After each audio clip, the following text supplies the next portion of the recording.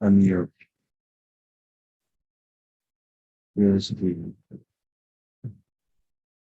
अभी नहीं दिया परमिशन, भी परमिशन देगा अभी भी म्यूट कर दे।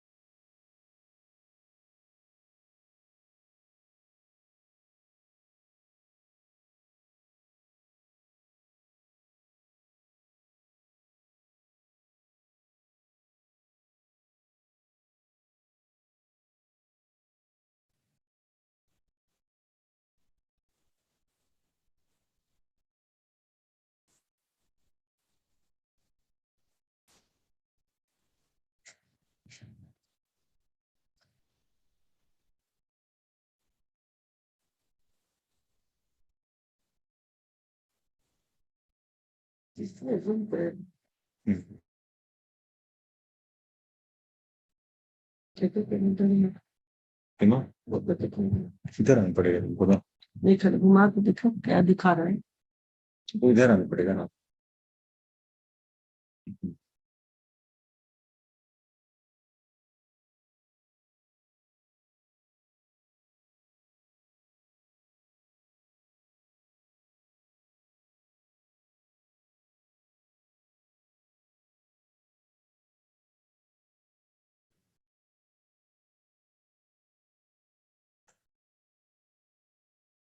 अलाउ करेंगे तो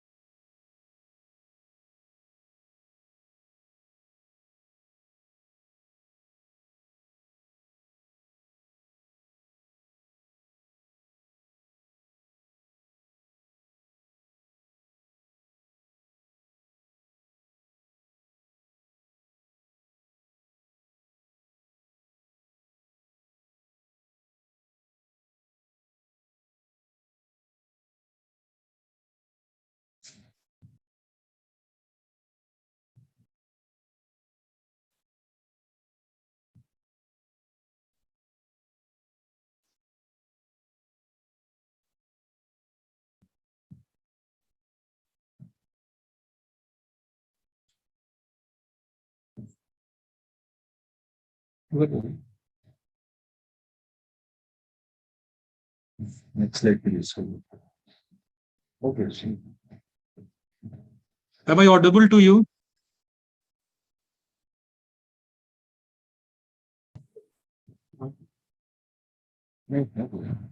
You are very much audible. Okay, so okay. Hello. Hello, Pankaj boss. PK Agarwal sir.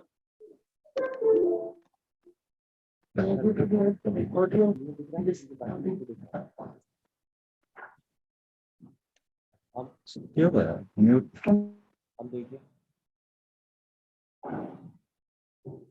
बताओ मेरे को अब बताओ अब बताओ अब बताओ परफेक्ट है समझ नहीं आ रही हो उधर से हाँ मैंने जोन कर शेयर हो रहा है तुम लोगों को मिल जाएगा तुम लोग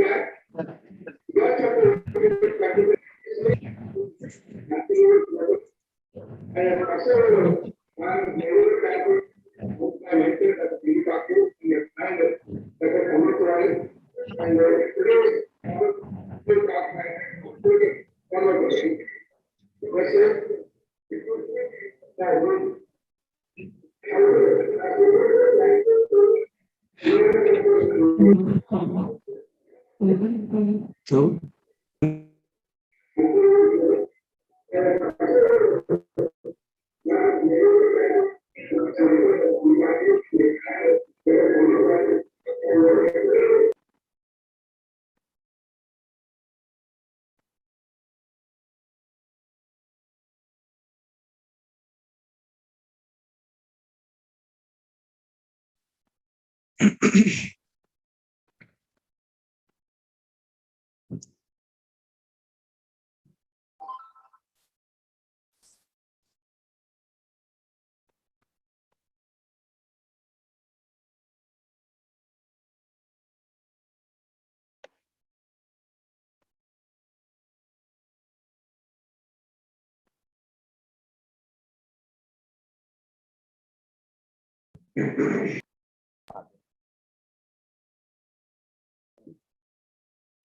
Yes, very successful yesterday program and scientific experiments. Now, in evening, we are starting right. Dr. Pankaj Hans, renal transplant and primary physician. Now, Mrityunjay Kumar is a Dr. P.K. Agarwal, Pankaj Kumar and Yadav are person. Sir, thank you very much, sir. Thank you very much.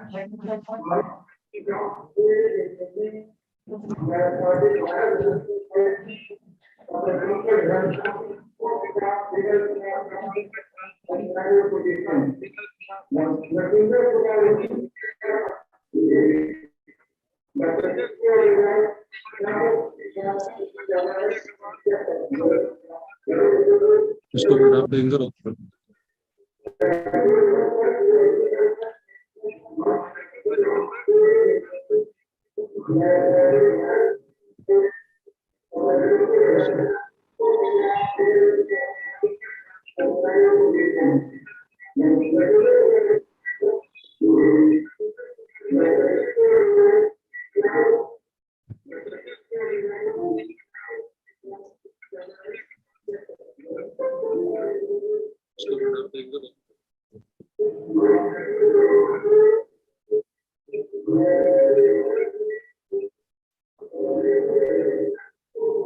पूछा तो बोल रहे रंजन था, रंजन था एक।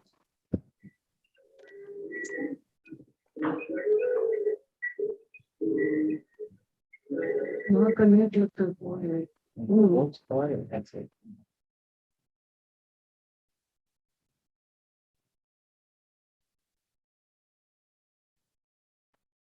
Says pink is fancy but yeah.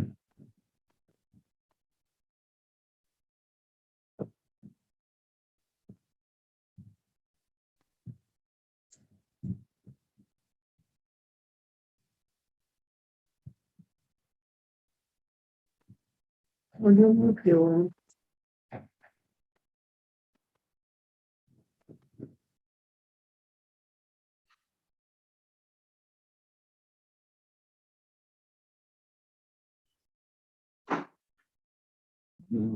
तो आवाज आ रहा है।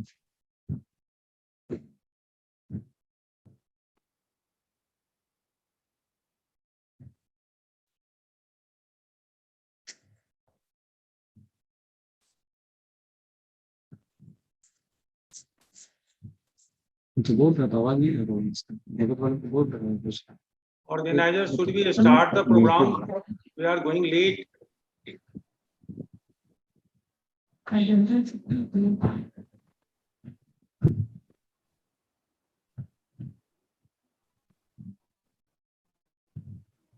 you can start the program. Our first speaker is Dr. Pankaj. Sir, you can start. I don't have the details of the Dr. Pankaj Hans, but I personally know him. Happy Independence Day to you all. We are going late. You all know Dr. Pankaj Hans is a known nephrologist practicing in Patna. The case of kidney problem increasing day by day, and it needs more and more dialysis and transplant. Post-transplant person goes in hand of a general physician. And Dr. Pankaj Hans will deliver what to do for those patients by a general physician. Over to Dr. Pankaj Hans. Please. Thank you, sir. And first of all, happy Independence Day to all of you. Now, the topic of my presentation is post-kidney transplantation care, what a physician should know. So before starting my talk, I will like to give you an overview of kidney diseases, and I shall be discussing it under these headings. One by one, I will be discussing it. Now, as we all know that the magnitude of chronic kidney disease is increasing day by day, and the various stages of CKD, you all be knowing this. And these days, more and more of chronic kidney disease is being diagnosed because we screen the high-risk patients, like patients of diabetes, hypertension, and those having a blood relative with chronic kidney disease. So these days, there is more or less an epidemic of chronic kidney disease. And epidemic of CKD means epidemic of ESRD also. So worldwide, there are about 697.5 million CKD patients with a prevalence of about 29.3% in one data. And about Indian data, these are the various studies that has been done. The prevalence of CKD ranges from 6.3 to 17.2%. On an average, it is about 10%. So just imagine, in a country with a population of 135 million, 10% of population is having chronic kidney disease. And of this, about 0.8% or about 1% is having CKD stage 5 that require dialysis or transplantation. And regarding male-female ratio, you all must be seeing that it is more commonly seen in males. Up to stage 3, the difference is not that marked, but in stage 4 and stage 5, it is more pronounced in males. This is about ESRD. Now, the definition of ESRD, all stage CKD 5 is actually not ESRD. ESRD is a subset of stage 5 that needs dialysis or transplantation to sustain their life. And more than 2 lakh patients, they enter the renal replacement programs. They need actually this dialysis or transplantation in India. Now, with the aging population, with the increase in diabetes, hypertension, obesity, and lifestyle changes, the incidence and prevalence of ESRD is going to increase dramatically. And by the 2030, just see how common it is going to be. Now, we have got three major modalities of RRT: hemodialysis available everywhere, peritoneal dialysis not so popular these days, and kidney transplantation is the third and the best one. But because of economic constraints, only 10% of ESRD patients, they receive renal replacement therapy. But kidney transplantation, that is my topic, that has got an edge over dialysis. From why it has got edge? Just see on the right side, there is a bar chart.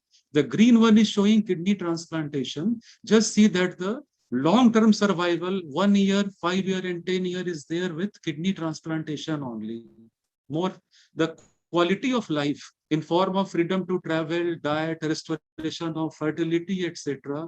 And if you compare the quality of life, it is 18.12% better in transplant patients as compared to a dialysis patient.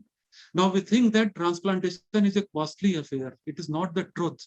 If you compare the 5 years total cumulative cost of dialysis and transplantation, transplantation is much economical as compared to dialysis. So in India, about 2,000 patients, they require RRT annually, but about 10,000 transplantations are performed. And in Bihar also, we have got 3 centers doing active transplantation. So this is the data of Noto in 2018 about the most common transplantation in our country is the kidney transplantation.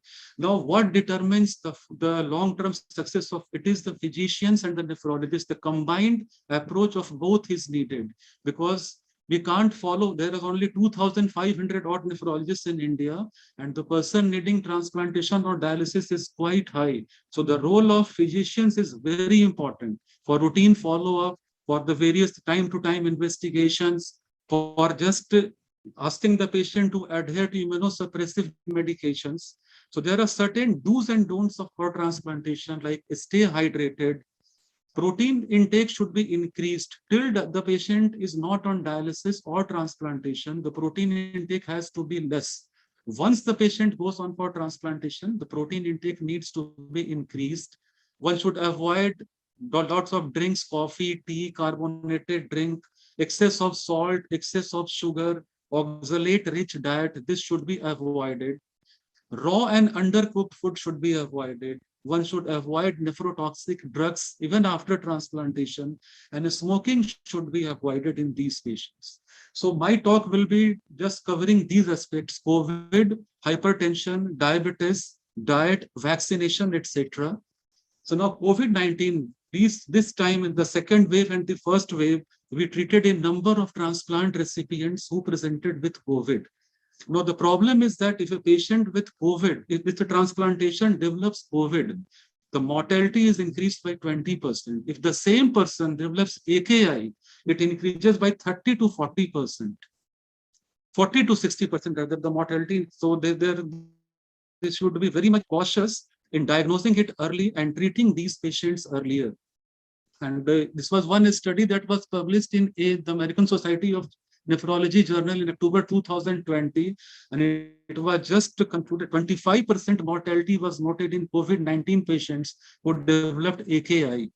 So what to do with the immunosuppressives? We all know in post-transplant period, the patient requires calcineurin inhibitors in the form of tacrolimus or cyclosporin.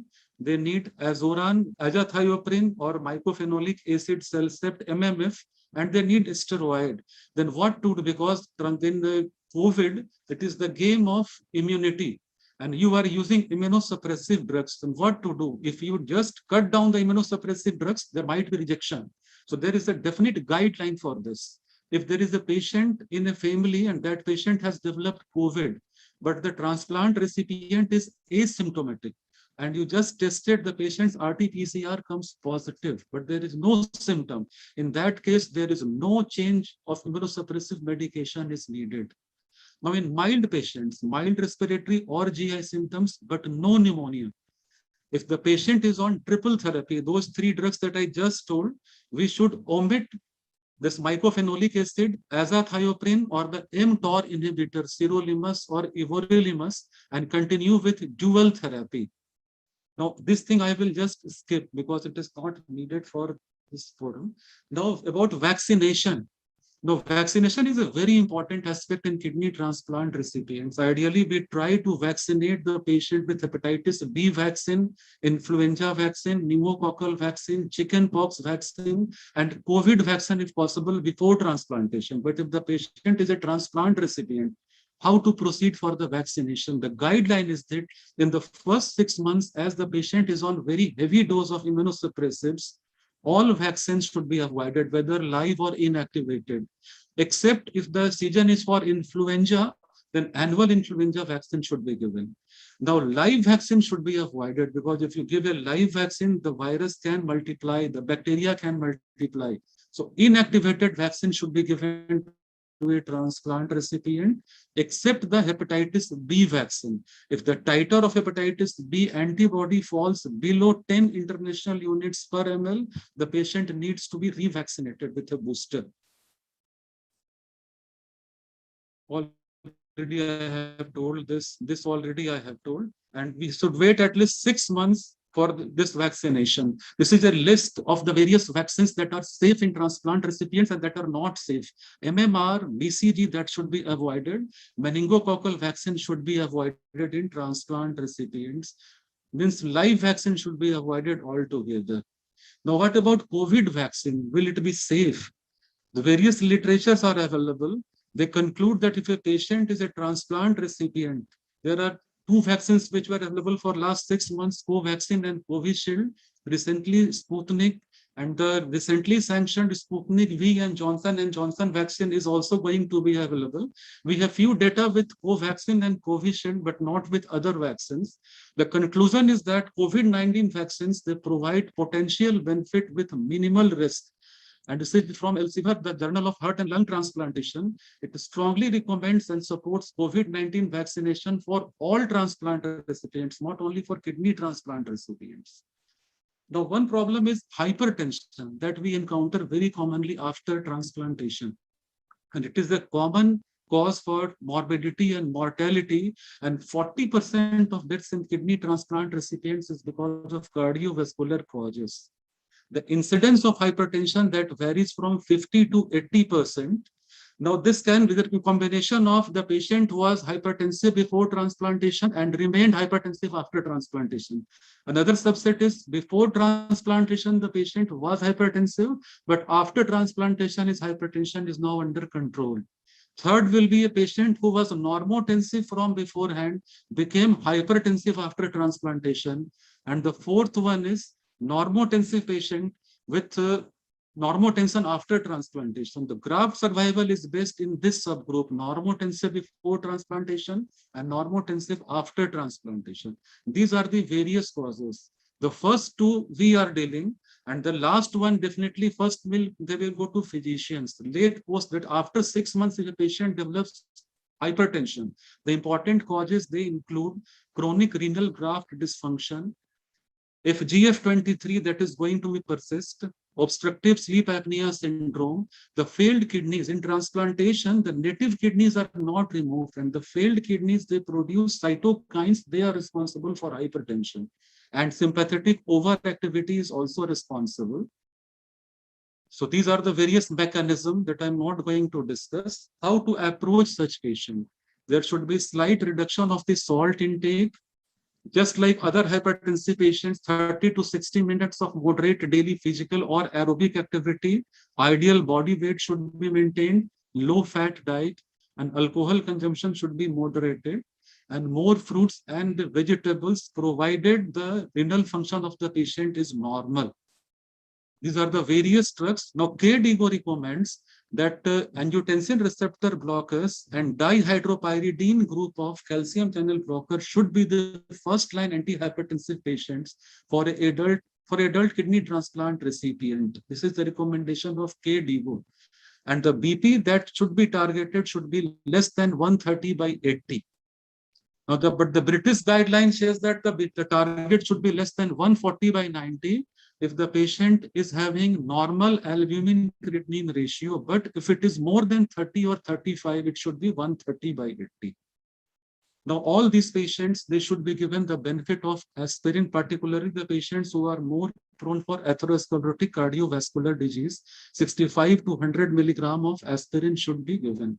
Now, obesity, what we see that patients who were on severe dietary restrictions before transplantation, they eat everything after transplantation. Their appetite improves, they gain weight. And obesity is a common problem that is responsible for a number of complications related with obesity, like ischemic heart disease, etc. So ideal body weight should be maintained in all these patients. Next point that I will be discussing will be no diet. After transplantation, many patients develop diabetes, which was earlier called as post-transplant diabetes mellitus, PTDM. Now it is known as new onset diabetes after transplantation, no diet. And it occurs most commonly in the first year after transplantation. After that, the incidence decreases. Now, it has been noticed that in the first initial few days of transplantation, because of the heavy dose of steroid and heavy dose of tacrolimus and some viral infections, etc., the incidence of raised blood sugar is very high. It is not truly PTDM. So, how to diagnose PTDM? The same criteria that we have been using for the diagnosis of diabetes is also used for diagnosis of PTDM. That is fasting plasma glucose of more than 7 and PP plasma glucose of more than 11.1 and glycated hemoglobin of more than 6.5. These are the factors that are more responsible for development of PTDM, more commonly seen in the Asian population. It is older age, Asian population, sedentary lifestyle, obesity, certain genetic factors, then use of glucose. Just I told you, corticosteroids, calcineurin inhibitors, hepatitis C infections, CMV infection, etc. They are more commonly responsible for this. And it should be treated in conjunction with a diabetologist so that the patient's blood sugar level gets maintained and the graft doesn't get the recurrence of the diabetic kidney disease. And for this, the prevention, the patient, those patients who are waiting for transplantation and the waiting period is longer, they should be just detailed about the diabetes mellitus, how to prevent it, how to maintain their diet, how to maintain an ideal body weight, what drugs are safe to them, that should be detailed to the patients. In dialysis, hepatitis C is quite common. Some patients develop hepatitis C. Now, if we can go for transplantation with hepatitis C infection also, but if we treat hepatitis C infection before transplantation, the incidence of PTDM or no diet that can be decreased. Now, lipid metabolism is also deranged. The recommendation is that this after 2 to 3 months of transplantation, lipid profile should be done in all patients more than 18 years of age, and the target of lipid that remains the same as a non-renal patient. The target of LDL should be less than 100, and if the patient is a high risk for coronary artery disease, then less than 70 target should be used for these patients. And regarding statins, these kidney transplant recipients, if we give statins, then there can be some interaction with cyclosporine, so that we should keep in mind. And the dyslipidemia management, we can't use a lot of statins in these patients who are on cyclosporine or sirolimus. And about the newer anti-lipidemic, hyperlipidemic drugs, we don't have much data available. Now, few infections are also very commonly seen, and this is very important to know that these infections can be divided into 3 groups. Early infections that occur within 1 month of transplantation, infections that occur between 1 to 6 months, and infections that occur after 6 months, they are called as late infections. Early infections can be UTI, very common. Donor-derived infections can also be there. Then Clostridium difficile colitis can be there because of the usage of various antibiotics. Herpes simplex virus and post-op complications can also be there.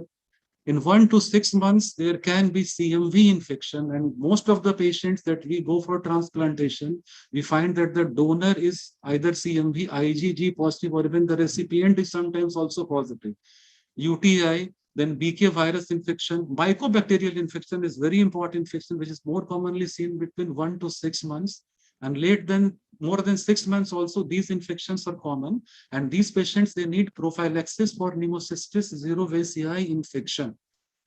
Now, why is UTI more common in kidney transplant recipients? Because normally at the lower end of ureter, there is vesico-ureteric junction that has got a protective mechanism that prevents reflux. In kidney transplantation, the ureter that is fixed to the bladder, there is loss of that valvular mechanism. So UTI is quite commonly seen in a patient after kidney transplantation. So all kidney transplant recipients, they receive UTI prophylaxis with daily trimethoprim sulfamethoxazole for at least 6 months after the transplantation. Normally, we treat UTI for 2 weeks, not more than 2 weeks in a male. But here, 6 months is the duration of that. Now, for this pneumocystis carinii prophylaxis, the patients are given 2-trimoxazole for 3 to 6 months. Now, CMV infection, it is very common, and it should be suspected in those patients who have got retinitis, who have got pneumonias. There is a typical X-ray presentation of cytomegalovirus infection, and that should be treated in conjunction with your nephrology colleague. You can treat the patient with IV ganciclovir in children and in adults who are serious, and patients who are not serious, you can treat the patient with a valganciclovir. And those patients who are just having IgG present against CMV, donor or recipient, the patient should be given 3 to 6 months of this oral ganciclovir or valganciclovir should be given to these patients. Candida infection is also seen in these patients. So for the first 1 to 3 months, the patients are given oral application of fluconazole or clotimato lozenges or nystatin, etc. No, malignancy is another aspect that should be screened by the physicians. Reason being, this malignancy should be suspected. It is the third most common cause of death after kidney transplantation. In a kidney transplantation, why malignancy occurs? If you use less of immunosuppressives, there will be rejection. If you use more of immunosuppressives, the patient becomes more prone to develop malignancy. And the commonest malignancy, just you see, non-melanoma, skin malignancy is the commonest. Other malignancies like cervical carcinoma, lymphomas, colorectal carcinoma, lung carcinoma, they are common. So screening should be done. Screening for breast cancer by mammography, cervical cancer by pap smear and human papilloma virus testing, colorectal carcinoma by colonoscopy and annual fecal blood testing, prostatic cancer by digital rectal examination and PSA, lung cancer by lung CT scan, skin cancer by the total body examination by the dermatologist. Then this is post-transplant lymphoproliferative disorder that occurs because of Epstein virus infection, particularly if the donor is positive for EB virus.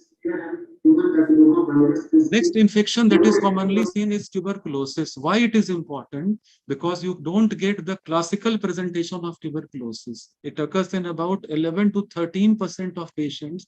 It most likely in the first 6 months of kidney transplantation, 6 to 12 months. It can be of 4 types. In the first type, there is endogenous reactivation due to the second graph you just see, there is endogenous reactivation. Second one is donor derived. The donor was carrying tubercle bacilli that is just transmitted to the recipient. Third one is de novo exposure after kidney transplantation. And fourth is when urgent kidney transplantation was done, then also it can occur. And the commonest tuberculosis is lung and pleural tuberculosis that is encountered. And none of the tests are going to be positive. So it is one indication where we need to go for IGRA, interferon, gamma interferon test or quantiferon gold test is done. Yes. And one important thing to note, we should not give 4 drugs regimen to these patients because rifampicin that induces cytochrome P450 enzyme, it will decrease the level of cyclosporine, tacrolimus, sirolimus, etc. Just I'm about to end, just 2 minutes more I'm just will take. And that will just take care. So we should replace rifampicin with ofloxacin in these patients because rifampicin should not be used in such patients. Gout is commonly, but allopurinol or febuxostat should not be used if the patient is on azathioprine. Short course of steroid can be used in these patients. Now, sexual function restores after kidney transplantation, but if you have to use few immunosuppressive drugs like sirolimus, etc., then sperm should be banked prior to uses of these drugs. Pregnancy can be restored very well. Fertility restores in female patients, although it can be associated with fewer complications. But one should wait for 1 year after transplantation for becoming pregnant, and MMF should be replaced with azathioprine in these patients. Contraceptive measures should be used. The diet should be very important part of these patients. There should be sodium restriction, potassium restriction. This is the chart. Be physically active, more of fruits, vegetables, and less of meat and sweet. So take home message is that growing burden of CKD in India corresponds to lifestyle shifts in population. Kidney transplantation is the most beneficial option for ESRD patients. However, there is a huge demand and supply gap. Post-transplant care plays pivotal role in improving graft outcomes. Live attenuated vaccines are contraindicated in renal transplant recipients. Kidney transplant recipients are at higher risk for developing not only infections, but also metabolic changes leading to new onset diabetes after transplantation and dyslipidemia. Patient needs to be closely monitored for post-transplant hypertension. Transplant leads to restoration of sexual activity and improved fertility outcomes in females. COVID vaccine is a must because its benefits outweighs the risk. And thank you very much for your patience.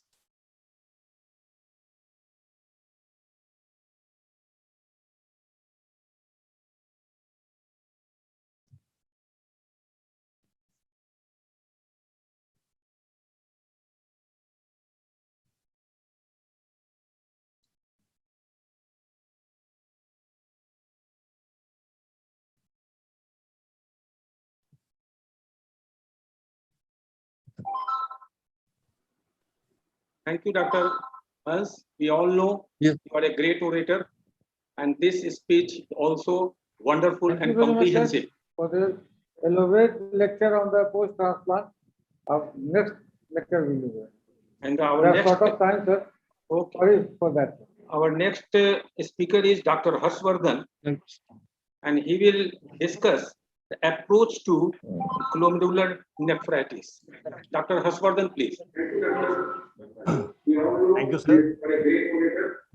Please share your slides.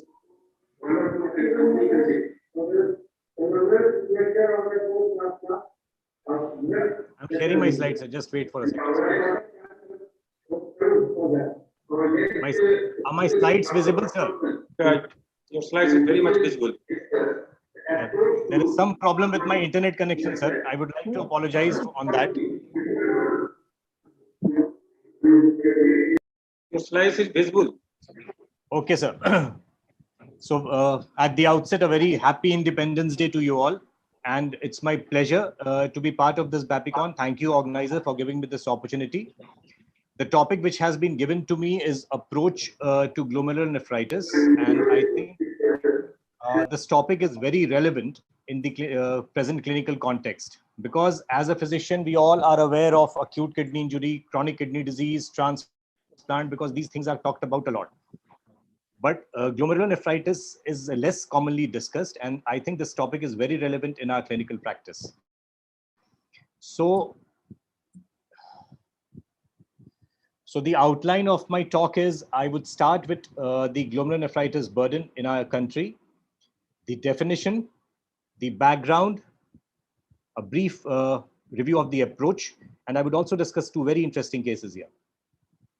So if we look at the causes of chronic kidney disease in India, as you can see, chronic glomerular nephritis is an important cause of chronic kidney disease in the country. And I emphasize this topic much because, this chronic glomerular nephritis, if detected early, to a larger extent, it is treatable. So what exactly is glomerulonephritis? Glomerulonephritis is basically inflammation of the glomeruli, and glomerulopathy is a more accurate term.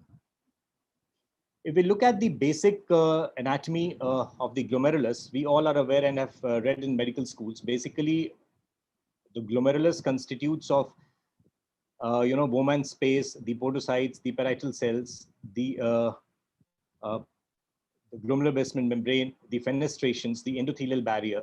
So, these constitutes an important component of the anatomy of the glomerulus. This is the glomerular filtration barrier, the natural barrier which is there in our body, which prevents the filtration of the important components of our body, and it facilitates the excretion of the products of metabolism. If you look at the key functions and responses of the intrinsic glomerular cells, there are various cell types which are present in the glomerulus. The mesangial cells, the glomerular endothelial cells, the podocytes, the parietal epithelial cells. The understanding of this is important because you must be aware that glomerular nephritis is the interface between a clinician and the pathologist, because a lot of diagnosis is based on the histopathological findings, and hence it is a very important component where you require the lab backup. So if we look at the pathogenesis, it is basically the circulating immune complex or antibody which is formed in situ, and there is also dysfunction of the alternative pathway of the complement. So in the circulating immune complex pathway, that is called what we call is immune complex glomerulonephritis. The prototype is post-infectious GN. You have lupus nephritis, you have paraproteins associated glomerulonephritis, where formation of antibody occurs in situ. You have anti-GBM, ANCA vasculitis, then you have antibody-mediated rejections. Then dysfunction of alternative complement pathway, where you can have C3GN, that is C3 glomerulonephritis, and dense deposit disease. So when we classify glomerular disease, it can be etiological, it can be immunological, it can be morphological. And morphological can again be between diffuse, focal, global, segmental, and morphological is proliferative or crescentric or membranous or membranous proliferative. So if we look at the classification of reporting, how do you report the glomerulonephritis pathologically? So we begin with the pathological type, what we see in the specimen. So it can be immune complex, it can be posse-immune, it can be anti-GBN, it can be monoclonal IgG-GN, or it can be C3 glomerulonephritis. So these are the basic entities which we see in the histopathology, which can have various causes. So this is just what we see. This is the histopathological, thing which we see in the biopsy, which can have varied causes. So how do you approach? So first thing which we ask whenever we encounter a patient is that, is this patient is having glomerular disease? Then if he's having glomerular disease, then what is the clinical syndrome? And is the cause idiopathic or it is secondary to some other systemic cause? What investigations are required? Does this patient needs a kidney biopsy? What is the treatment needed and what is the prognosis? So this is the basic patient have glomerular disease. We just saw can be non-proliferative or proliferative, where you can have asymptomatic urinary abnormality, you can have nephrotic syndrome, you can have chronic glomerulonephritis, or you can have proliferative GN, which is again two more additions occurs, which is rapidly progressive glomerulonephritis or acute glomerulonephritis. This is the prototype of proliferative GN. And if we look at the glomerular disease manifestation, how does the patient comes to you? So basically, the symptoms which the patient might be having, he might be having edema. On examination, he might be having hypertension, hypoalbuminemia, hypocholesterolemia. And on the urinary finding, you can have proteinuria, you can have hematuria, or you have alteration in GFR. So when you see alteration in GFR, the GFR can be normal or it can be impaired, or it can be impaired acutely or very rapidly. Acutely is when it occurs from hours to days, and rapidly is when it occurs from days to less than 3 months. So how do you know that the patient is having glomerular disease? So we all have read, so that this is just a revision of glomerular hematuria, where you can have dysmorphic RBC. This is the classical dysmorphism which you see here. You can have RBC cast, and you can have proteinuria, which can have nephrotic range proteinuria, that is more than 3.5 gram per 24 hours, or you can have subnephrotic proteinuria, which can be anything which is variable between 0.3 to 1.5 gram per 24 hours. So if we see the spectrum, so as you can see here, this is the proteinuria predominant and this is the hematuria predominant. So as you can see, the proteinuria predominant diseases are minimal change, membranous, diabetic nephropathy. So as you move from right, hematuria occurs basically in the proliferative GN like IgA nephropathy, SLE, or other diseases. If we look at the next point which comes to mind is now we have decided that the patient is having glomerular disease, then what is the clinical syndrome which he's having? Is he having acute glomerulonephritis, or is he having rapidly progressive GN, or nephrotic syndrome, or asymptomatic urinary abnormalities, or chronic glomerulonephritis? So acute glomerulonephritis, there is an abrupt onset from hours to days. You can have edema, hematuria, hypertension, oliguria, or fall in GFR, and it is associated with cellular proliferation in the histology. These are increase in the mesangial cells. So that is what we call proliferation. The prototype is post-streptococcal GN. Now, we normally as a nephrologist, we say post-infectious GN. But post-streptococcal glomerulonephritis is predominantly a childhood disease with male predominance, smoky urine, edema, oliguria, hypertension is there, and uncommon can be acute pulmonary edema, acute kidney injury, hepatic hypertensive encephalopathy, or nephrotic syndrome. Then comes prototype nephrotic syndrome, where you have glomerular proteinuria more than 3.5 gram per day, and the patient is having edema, hypoalbuminemia, hypolipidemia, and lipiduria. Rapidly progressive GN is very important to understand because this is something which needs to be treated very aggressively. So you have evidence of glomerulonephritis, like the patient might be having hematuria or proteinuria. You have a fall in GFR. You must be seeing a rapid rise in creatinine. And this occurs from days to weeks, that is less than 3 months. And it leads to end-stage renal disease in almost 80 to 90% of the patient if untreated. And you can see here, this is the pathological crescents which we see on the renal histology. This is the classical crescent, or you can say moon-shaped proliferation which has occurred, and it leads to this collapse of glomerulus. So this is the very dangerous kind of glomerular disease which needs to be taken up very seriously. Then you can have asymptomatic urinary abnormalities where you have some evidence of glomerulonephritis. Proteinuria is usually less than 1 gram per day. You can have glomerular hematuria, but there is no systemic manifestation. And usually the course is indolent. Then you can have isolated glomerular hematuria. You can have physiological in these conditions, or you can have pathological in these many diseases. IgA nephropathy, hereditary nephritis, thin membrane, basement membrane disease, or focal glomerulonephritis. Now comes this. Now you have diagnosed that you have diagnosed the syndrome also. Now you need to see, is it idiopathic or secondary? That means it is primary or secondary to some diseases.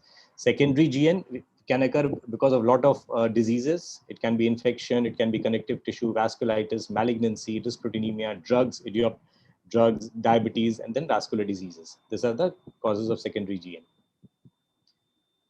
Classical is progressive systemic sclerosis. Then you have classical lupus nephritis. Then you have vasculitis here. You can see rashes. You can have saddle nose deformity here. Then how do you investigate? So we all know we need to be, logical in investigating the patient because you can understand the economic background of the patient. So we have to go step by step. So ideally, when you suspect infection, the classical infectious markers you need to evaluate. Then you need to escalate your investigation depending on the presentation. Ideally, we do a typical ANA or a complement level is normally this is how we approach. Then as and when required, we escalate the test depending on the economic condition of the patient and the disorder. So now, kidney biopsy. Now this is something which I want to stress upon again. In absence of biopsy, in absence of a good histopathological backup, you just cannot diagnose glomerulonephritis. So once you know it is a glomerulonephritis, you have identified the clinical phenotype, one has to go for kidney biopsy. And usually what we do is, we order normally 2 panels of investigation, that is light microscopy or immunofluorescence, which normally, solves maximum diagnostic dilemma. But then in nephrotic syndrome, when you are suspecting a nephrotic syndrome, one should ideally also go for electron microscopy. So usually what are the indications of biopsy? In acute glomerulonephritis, patient usually do not require kidney biopsy. In nephrotic syndrome, I think adult nephrotic syndrome always do kidney biopsy. RPGN must in all cases. Asymptomatic urinary abnormalities usually not. Follow up and biopsy when needed. In CGN not if the diagnosis is sure, because already the kidneys are scarred. There is no need for doing a kidney biopsy in CGN. In patients with acute streptococcal glomerulonephritis, what are the indications of biopsy? Gross hematuria, oliguria, which is persisting for more than 2 to 3 weeks, low complement levels persisting for more than 8 weeks, and if there is persistence of hematuria and proteinuria. So what treatment is required? So, we normally give immunosuppressives or steroids for the diagnosis of the disease. So there are a lot of treatment which is available right now. Hence, again, I would like to emphasize that if treated promptly, we can have resolution of the disease. And what is the prognosis? So there are some poor prognostic factors in patients with glomerular disease. That is proliferative GN, they have a poor prognosis, heavy proteinuria, deteriorating renal function, chronicity on the histology, and poor response to initial treatment. These are some of the poor prognostic factors. So I would like to, giving this background, I would like to discuss two very interesting clinical cases. These are real cases which I encountered in my clinical practice. This was a case of an 11-year-old boy. He was resident of Darbhanga. He presented to us with fever off and on for 1.5 months. He had vomiting, decreased appetite for 15 days, and he had edema for 10 days. And there was history of epistaxis, 2 episodes. On examination, he was hypertensive, so he had edema. So if we look at the background which we just discussed, so does this patient has glomerular disease? Definitely yes. If you see the labs here, creatinine, when he was evaluated in September, it was, the reports were not available, but his protein showed 2+ protein and RBC was there. Urine showed this finding and kidney size were normal. When he presented in October 17 to us, creatinine was 7 and at presentation, it rapidly shot up to 11.3. He had 4+ proteinuria and RBCs were 50 to 60 in his urine. So is the patient having glomerular disease? Yes. And what is the clinical syndrome? So since the presentation was between days to less than 3 months, the clinical syndrome was rapidly progressive renal failure. Was the cause idiopathic or secondary? So let's see. So investigations which we did were cultures were negative, chest X-ray was normal, and ultrasound was showing normal size kidney. As you can see, this patient had history of epistaxis. So we ordered, ANA was negative, complements were negative. We ordered ANCA profile because, as we all know in Wegener's, you can have the involvement of nose and all. So his ANCA was strongly positive. Does this patient needs a kidney biopsy? Definitely. So kidney biopsy was done and it was suggestive of focal necrotizing crescentic GN. This is, you can see a classical crescents compressing the glomerulus. And immunofluorescence did not show any immune deposits. So this patient had a post-immune ANCA positive glomerulonephritis. The patient was dialysis dependent. We pulsed him with methylprednisolone, treated with immunosuppression. 6 sessions of plasmapheresis were done. Total 16 sessions of dialysis were done. And creatinine in last follow-up is 1.1. So promptly we could save this patient. So this, the second case which I want to discuss here, this is a different spectrum. This was a 30-year-old male, resident of Gaya, non-diabetic, non-hypertensive. He presented with generalized swelling 3 months, fever with cough and expectoration 3 months back, diarrhea and oral ulcers, and he also had tuberculosis in the past. So he came with diarrhea, oral ulcer for 20 days without fever. He had decreased urine output for 10 days. He did not have any history of hematuria, hemoptysis, skin rash, or NSAID or alternative medicine intake. He had persistent hypotension. Systemic examination was unremarkable. If you see the labs here, there was a massive proteinuria of 8.1 grams. So whenever we encounter somebody who is having a massive proteinuria in clinical context of a low blood pressure, that is hypotension.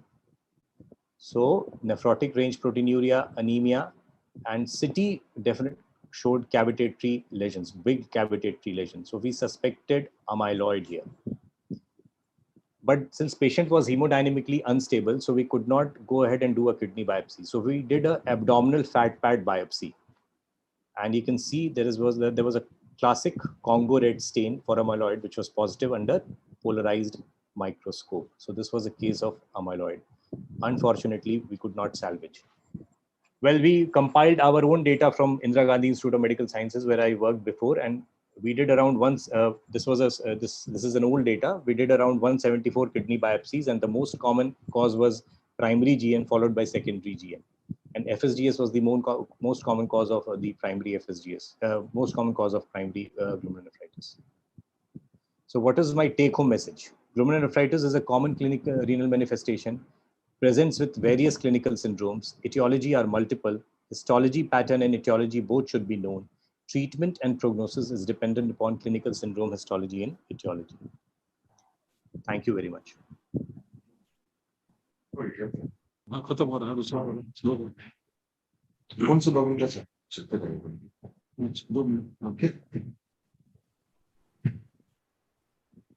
Wonderful talk, Dr. Harshvardhan. Thank you, sir.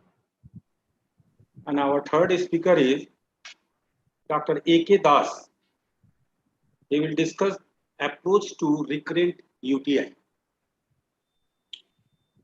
Dr. Das, are you there?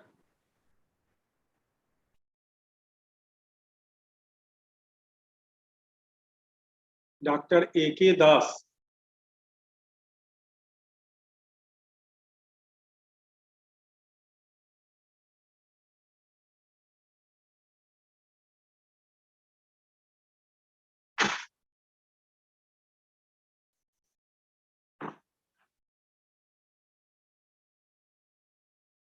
I think Dr. Das is not available.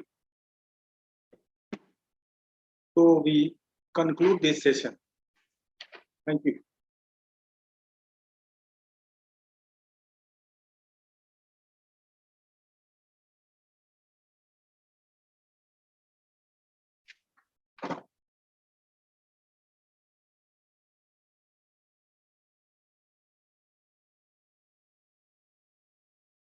We should move to Hall A for chairman oration.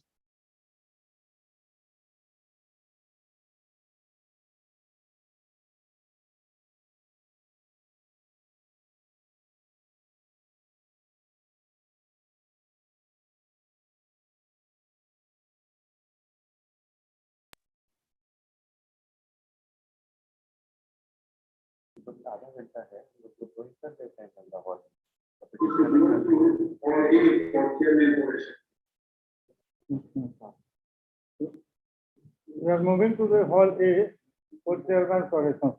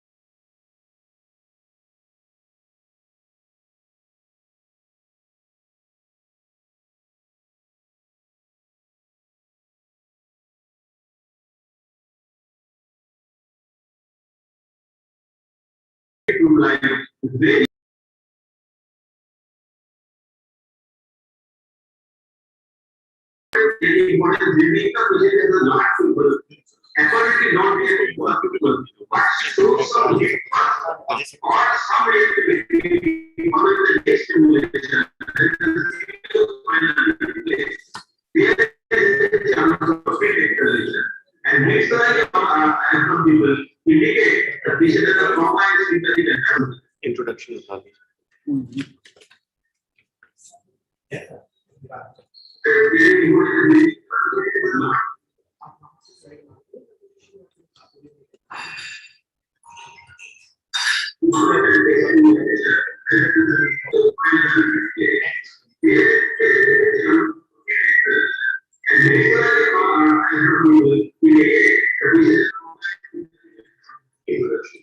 Yeah.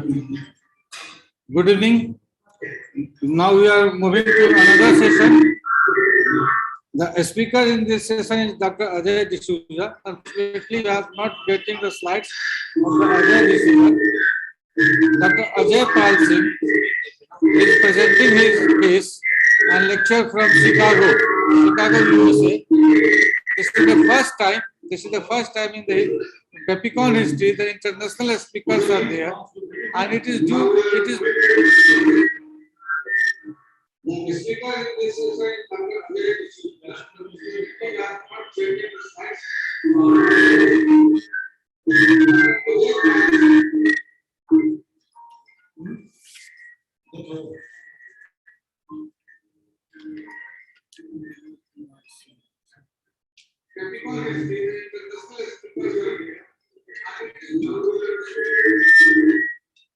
It is only possible due to the Zoom and the virtual platform that we are getting the international speakers. Otherwise, it is very difficult to call the speakers from USA for the talk. Now, Ajay Pal Singh is a director of advanced endoscopy, assistant professor of medicine at Rush University Medical Center, Chicago, USA, alumni of All India Medical Institute of Medical Sciences. His area of interest is Barrett's esophagus, pancreatic cancer, and advanced endoscopy. He is in charge of advanced endoscopy lab in the Rush Institute in Chicago. Thank you. Dr. Ajay.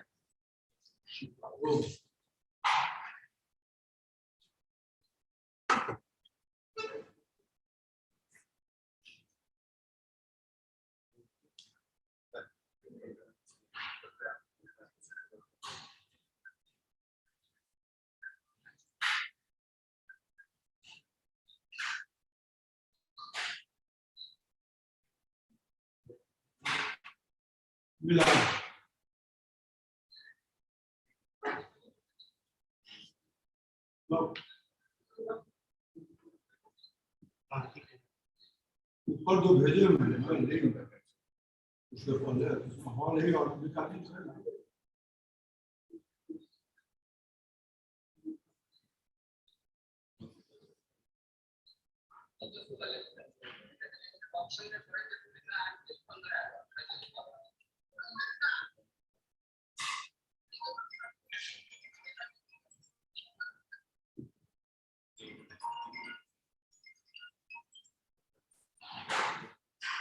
वही है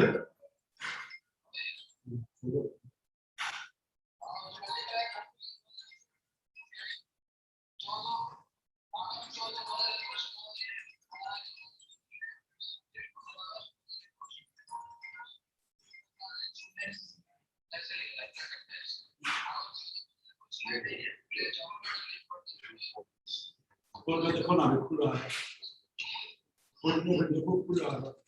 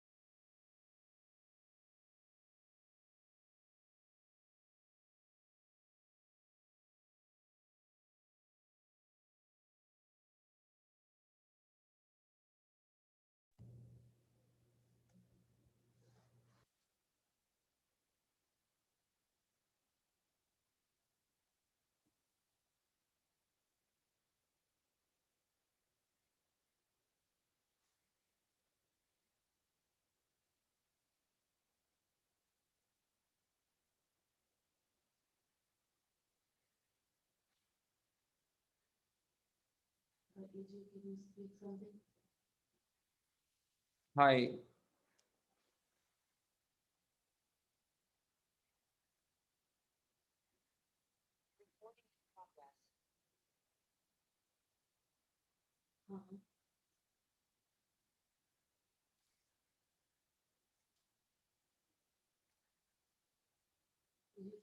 Hello.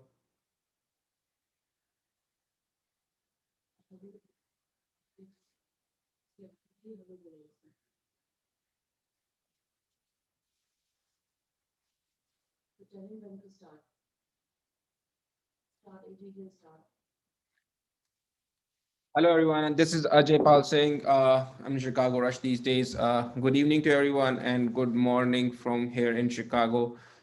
Thanks a lot, Dr.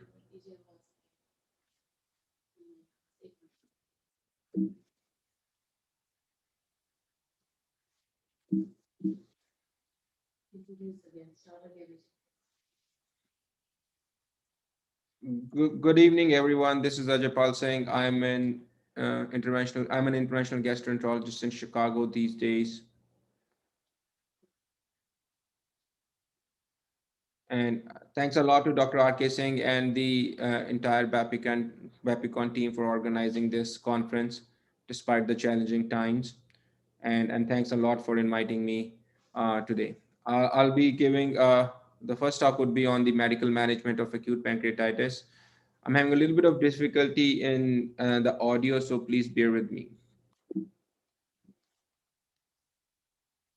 So acute pancreatitis, at least in the US, is the most common cause of GI issues related admissions, and it is a significant comorbid burden of disease in India as well. And we spend a lot of money taking care of and resources taking care of patients with acute pancreatitis. The incidence of acute pancreatitis all over the world has been increasing. It has almost doubled from 1980s to early 2000s, mainly because of the increased incidence of the epidemic of obesity and and hence the increased incidence of gallstone pancreatitis. Overall mortality in all patients with acute pancreatitis is low. It is less than 5%, but in patients with severe acute pancreatitis who develop organ failure and infected necrosis, it can be as high as in 35 to 45% range. For definition of acute pancreatitis, we have to have two out of the following three criteria. Patients usually present with abdominal pain consistent with the disease, which is epigastric abdominal pain with radiation to the back. Usually the pain is really severe and non-relenting. We need to have either serum amylase or lipase levels more than 3 times the upper limit of normal. Lipase is more specific than amylase, and there are uh, and then if you have the first two out of the three criteria, you don't need a third criteria, but a lot of times patients do end up getting cross-sectional imaging as well. CT and MRI are not needed to make a diagnosis, but in patients with unclear diagnosis, like in patients with post-ERCP pain, sometimes if we want to rule out a perforation that is needed, the patients who fail to improve within the first 48 to 72 hours with medical management, we need to sometimes get cross-sectional imaging. And in patients, elderly patients, senior patients above the age of 40 or maybe 50 years who have pancreatitis of unclear etiology, sometimes we want to make sure we have cross-sectional imaging and make sure there's no neoplastic or malignant process going on. Most of the causes of acute pancreatitis, up to 80% patients have either gallstone disease or alcohol as the cause of pancreatitis. There are other different causes of pancreatitis, which include post-ERCP pancreatitis. 10 to 20% of the patients have what we call idiopathic acute pancreatitis, where despite workup, we do not find a reason. And then we do see rare causes of acute pancreatitis, which include autoimmune, hypertriglyceridemia. These are the most two common things we see.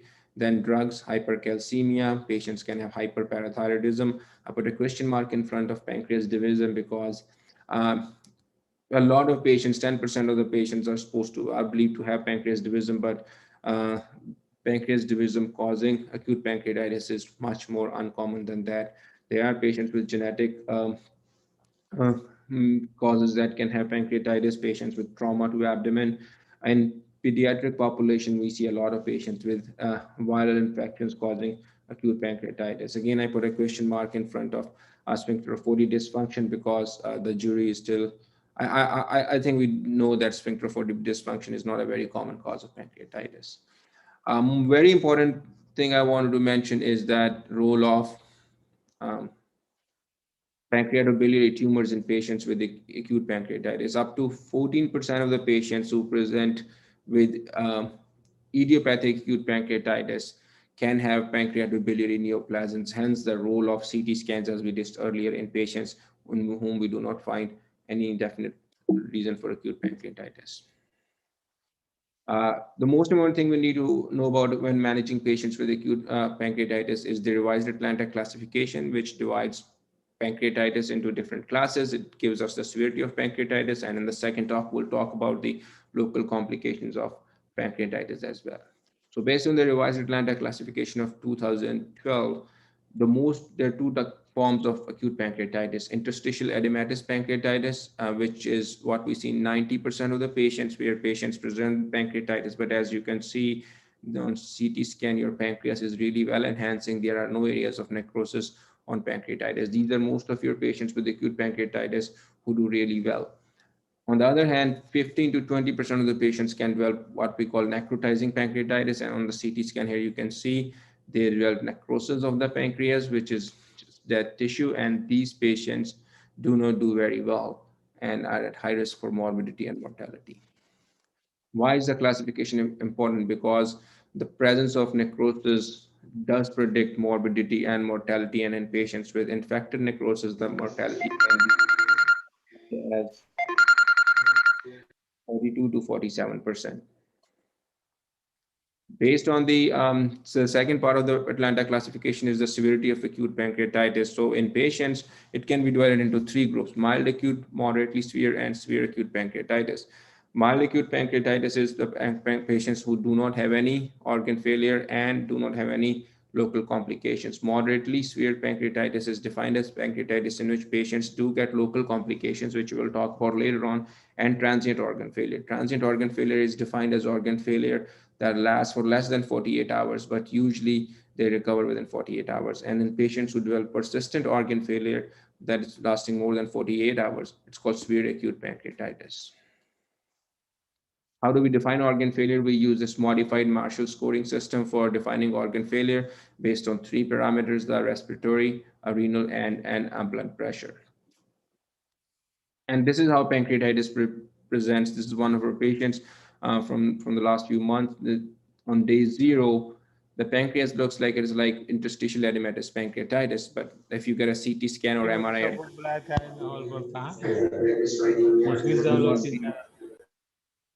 able to make the right classification or make the right, you cannot classify the pancreatitis at this stage, but as time progresses, by day 6, you can see there is severe necrosis happening. So this patient does have acute necrotizing pancreatitis, developing organ failure. You can see pleural effusions here. The patient was intubated, and then over time, they do develop necrosis in a wall of necrosis in this area.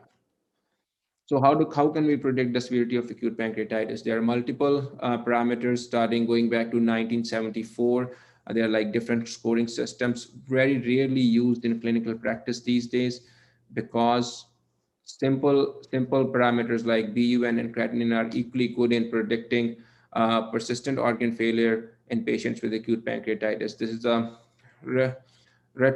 prospective study from University of Pittsburgh, and they had around 600 plus patients, and this showed that BUN and creatinine are equally good in predicting organ failure in patients with acute pancreatitis compared to these 8 other scoring systems. And BUN creatinine is a very easy test to do compared to all these complicated scoring systems.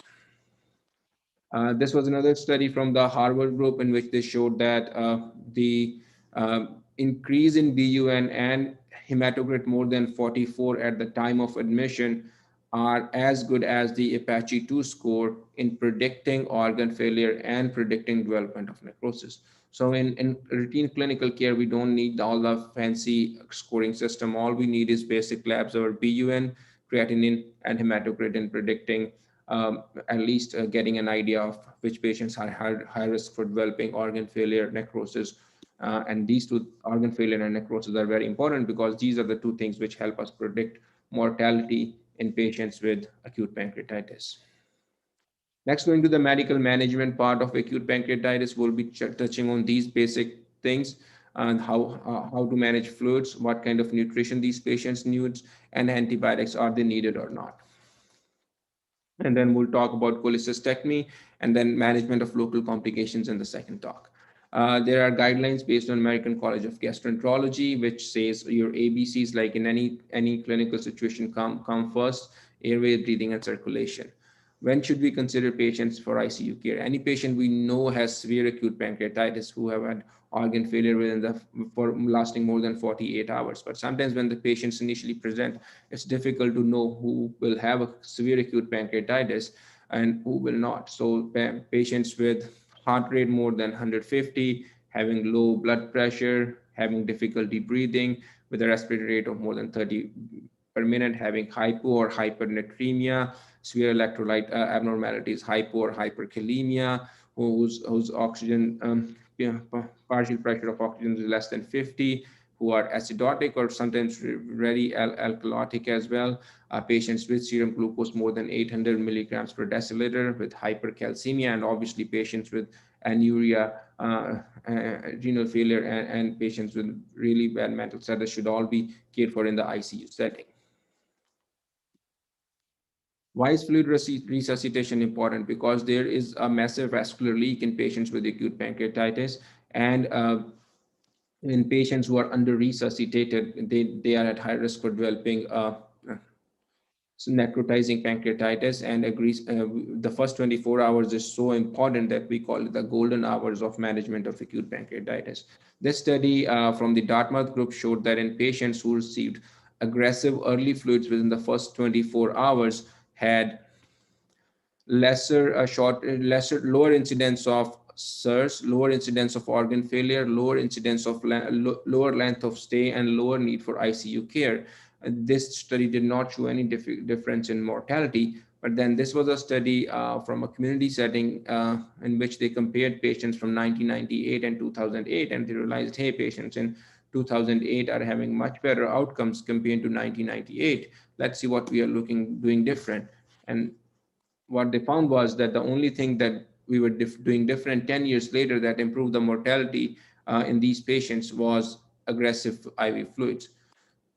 So what we do usually is patients with acute pancreatitis, they get a 20 milliliter per kilogram bolus when they initially present over the first 60 to 90 minutes, and then aggressive fluids over the next 48 hours. But it's very important to make sure that their cardiac and their renal status can handle those fluids. Sometimes in patients with dialysis or in patients with congestive heart failure, it can be very tricky to achieve the right balance because overhydration has its own complications as well. What overhydration can cause some respiratory, abdominal hypertension, and some studies from China showing that increased sepsis as well. So what we follow in these patients is goal-directed hydration. We trend their labs every 12 to 24 hours and make sure that hematocrit is going down, their MAPs are being maintained, their BUN and creatinine are trending in the right direction, and their urine output is at least half milliliter per kilogram per hour. These patients need to be monitored for development of intra-abdominal hypertension and compartment syndrome. So serial abdominal exams is very important. Only one study which says that lactated ringer is better than normal saline. And we prefer normal saline and lactated ringers for resuscitation, but there is only one study. So any fluid is better than no fluid, but if you have the option, give LR. Obviously, LR is contraindicated in patients with hypercalcemia. The second part, once you have taken care of the fluids and your ABCs, is nutrition in patients with acute pancreatitis.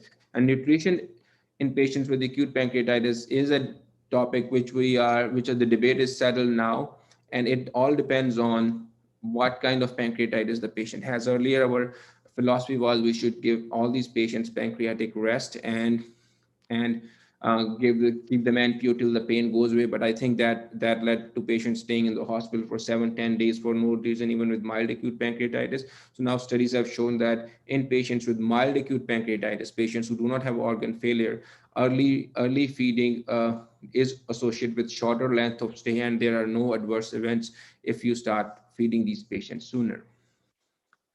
This was a randomized control trial in patients with mild acute pancreatitis. They were started feeding early, and then instead of clear liquids, they were started with a soft low-fat diet, and that also did not lead to any increased adverse events. So our approach in these patients is that in patients with mild acute pancreatitis, instead of keeping them NPO for prolonged periods within the first 24 hours, we tell them if you're feeling hungry, you can have a low-fat, soft diet, and that has cut down on the rate of hospitalization a lot.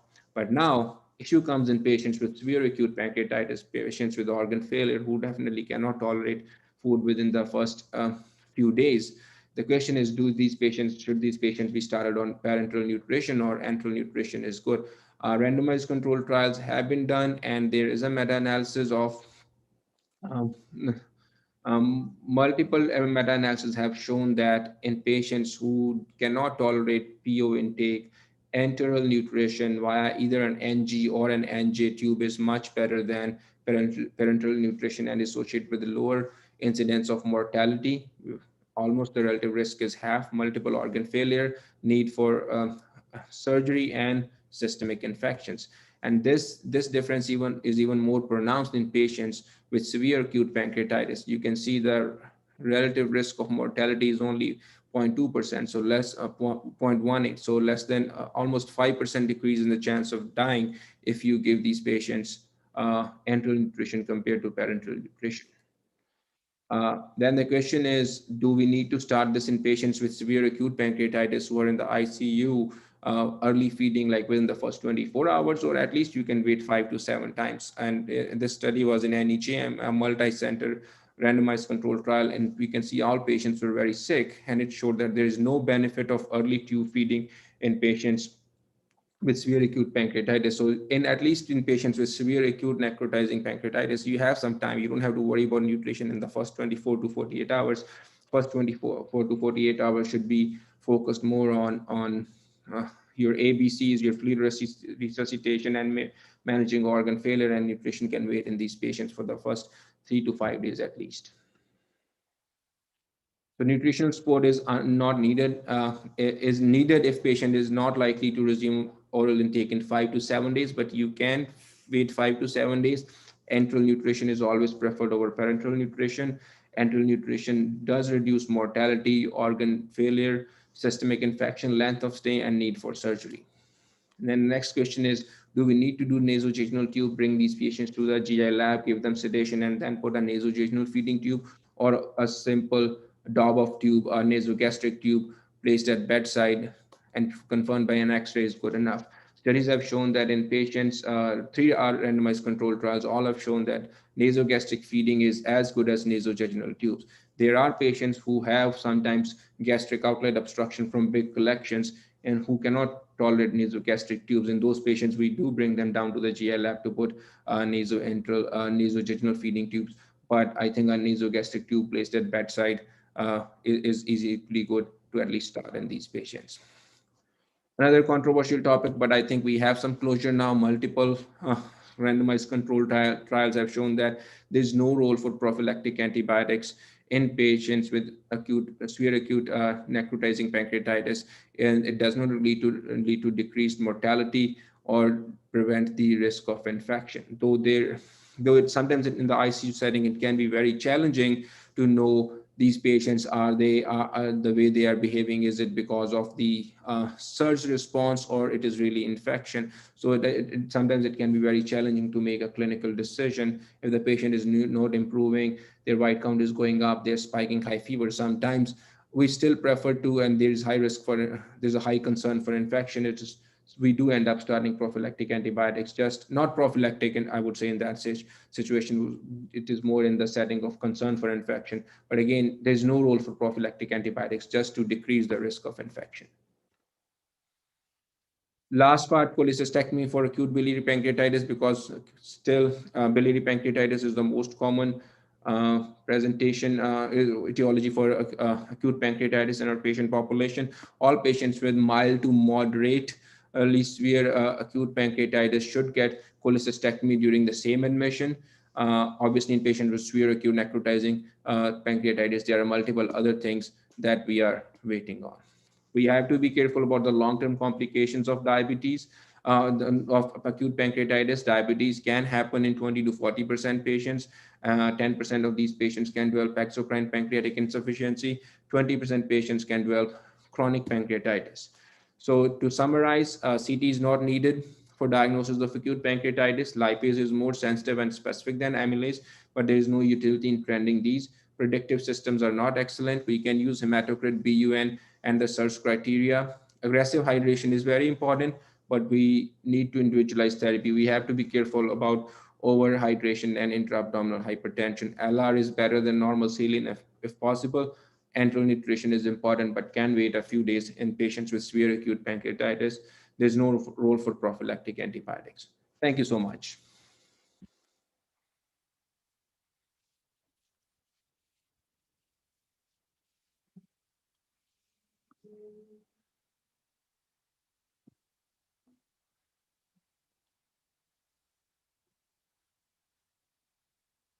I'm sorry, I'm not getting any volume here. So if someone is asking questions.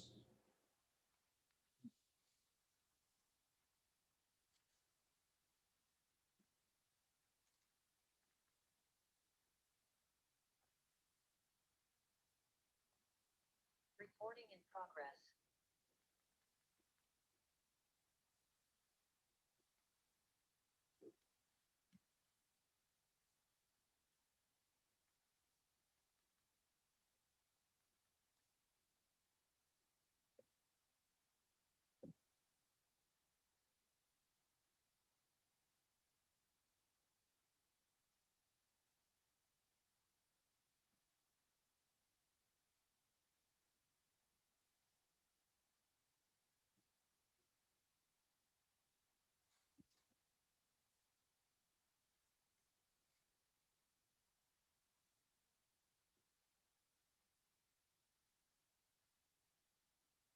I'm so sorry. I'm not getting any volume here.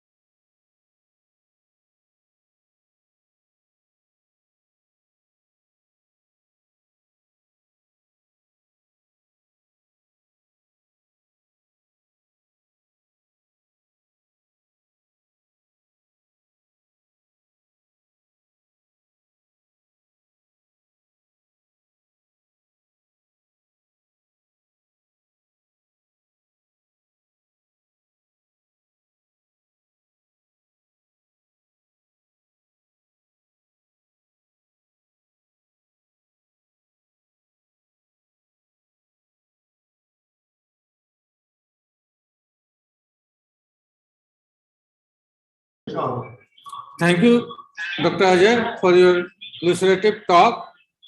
Two things we have learned from your talk, that ringer lactate is better than normal saline. No, question we will send you in the chat box.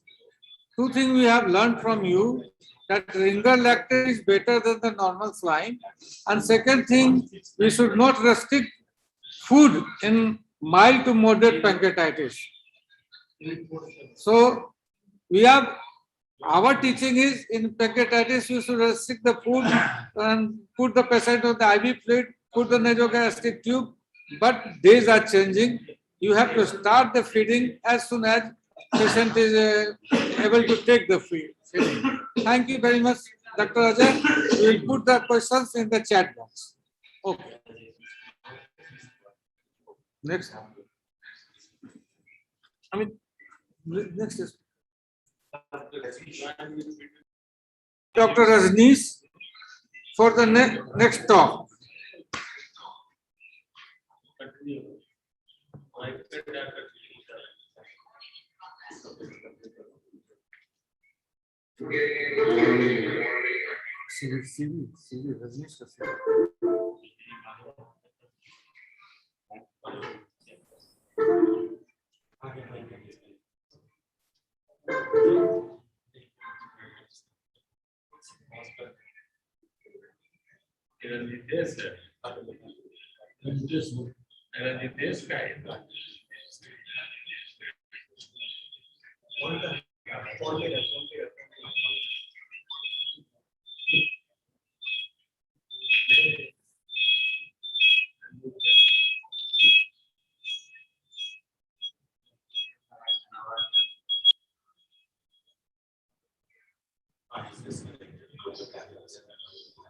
Yes, good evening. Am I audible?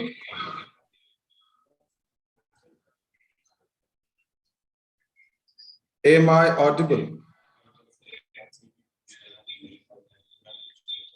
Please someone respond.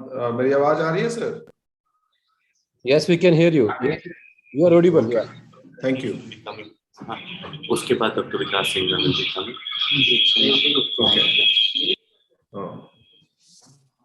Good evening to all of you and happy Independence Day.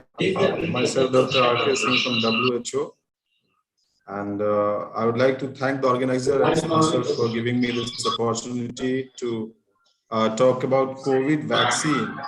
It's a very small presentation through which I'd like to share the input of COVID vaccine and its importance. So should I start the presentation? Well, as we all know that India and the whole world, you can say that it's reeling under pandemic of COVID-19 infection for last 2 years. And there have been various measures and interventions that has been applied. And there has been search of effective COVID vaccine for the last 2 years. And we have about 300 vaccines in the pipeline. Some of them are being used and they are effective, they are efficient. So in this presentation, I would like to touch some important parameters for vaccines, its side effects, its efficacy, what are the future perspective of vaccines. And more of it, I would like to learn and hear from you all guys. You are all elite people. And I would like to have your views on this COVID-19 vaccinations. So can you share my presentation so that we can move through?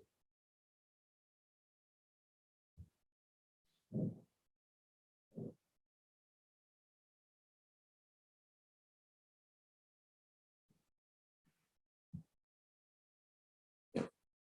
Thank you. Next slide, please.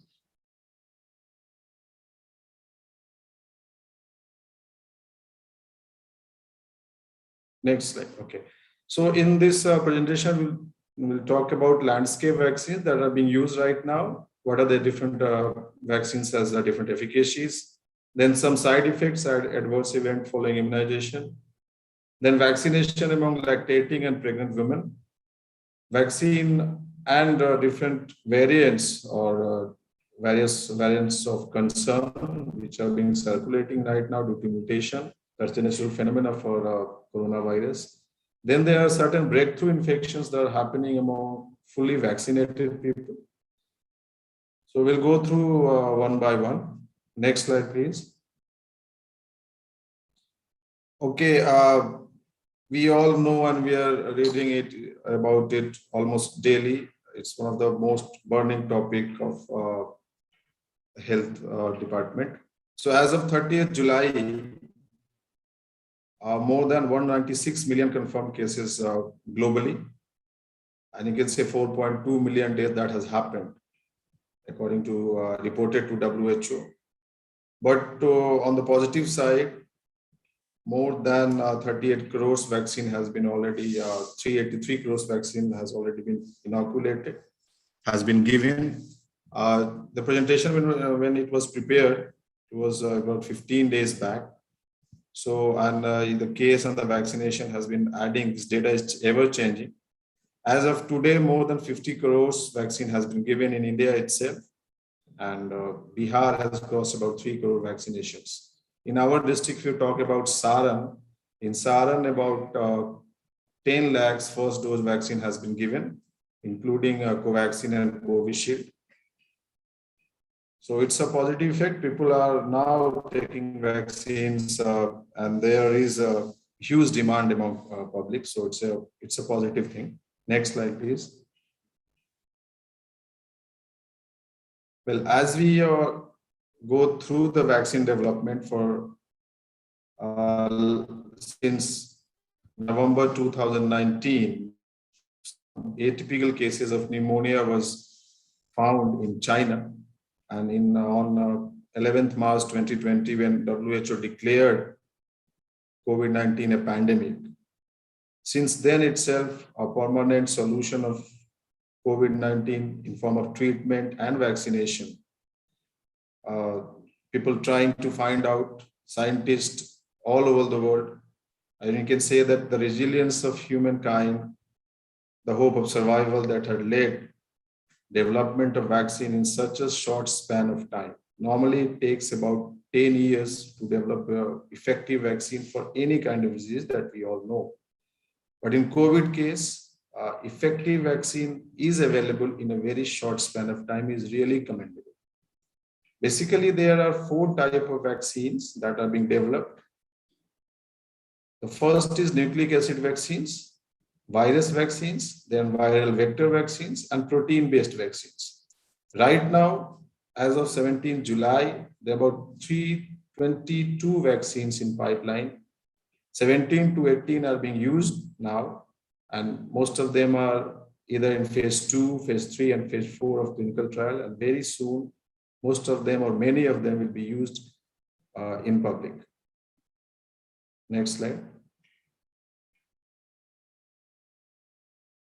If you talk about Indian landscape, there are about 9 to 10 vaccines that are being developed, and they are being in different clinical trials. The first one is, as we all know, we're using it, Covishield. It's collaborated with AstraZeneca. It has received emergency use authorization. The other 2 vaccines also, like Covaxin and Sputnik, they have been received EUA, as we call it, emergency use authorization. There are other vaccines like DNA vaccines, protein subunit vaccine, then inactivated rabies vector platform vaccines, subunit, recombinant protein vaccine, then self-amplifying mRNA vaccine, vesicular vaccine platform. So the rest 6 vaccines are under different clinical trials. Some are preclinical advanced stage. Cadila Healthcare DNA vaccines, it's under phase 3 clinical trial. Novavax, that's been developed by Serum Institute of India, is also phase 3, and it's under consideration that very soon that will be used in children in our country. Next slide, please. As we talk about efficacy and doses, its storage, some of commonly used vaccine that is being compared here. For example, Covishield is chimpanzee adenovirus is a platform, and AZ21222 is the vaccine type. It has 80 to 90% of efficacy as quoted by the manufacturer. Storage is normal as a normal vaccine reached to 2 to 8 degrees centigrade. There are 2 doses required. And it can be used above 18 years. It can be used in pregnant and lactating women as well. Similarly, for Covaxin, it's an inactivated vaccine. Vaccine BB152 is the type. It has efficacy of 70 to 90% as quoted. 2 to 8 degree temperature, which is required for storage of this vaccine. And it's also being used at 18 years or above, but now different research or different clinical trials is underway in different institutes of our country, or very soon that can be used among adolescents also. Similarly, Sputnik, it's also a viral vector non-replicating vaccine. The temperature required for storage is about -18 degrees centigrade. It has efficacy of 85 to 90%. As though these efficacies are debatable, as we know, but these efficacy quoted by manufacturers, 85 to 90%. It can be used above 18 years. Moderna, Pfizer, those are not used in our country. In different Western countries like USA, Romania, and others, they are being using it. And storage is -20 degrees centigrade. So in temperate and tropical countries like India, storage can be a problem, or it can be a challenging task. But I think in near future, these vaccines will also be available for use in our country as well. Similarly, Novavax has been developed by Novavax in collaboration with Serum Institute. And Sinovac is a Chinese vaccine. So these all vaccines are certified for use in pregnant and lactating women. And some of these vaccines are being used, or you can say they are authorized to use in adolescents and children. These are all vaccines. Most of these vaccines are very efficient, or almost all are very safe. Scientists do have rushed in development of the vaccine, but all safety measures has been taken place and nothing has been compromised. So this should be the message to the mass, so that there should be any vaccine hesitancy among people. Next. There are other vaccines as we discussed. So I'm just going to rush to this slide. That's already been discussed and mentioned in the landscape itself. Next slide, please.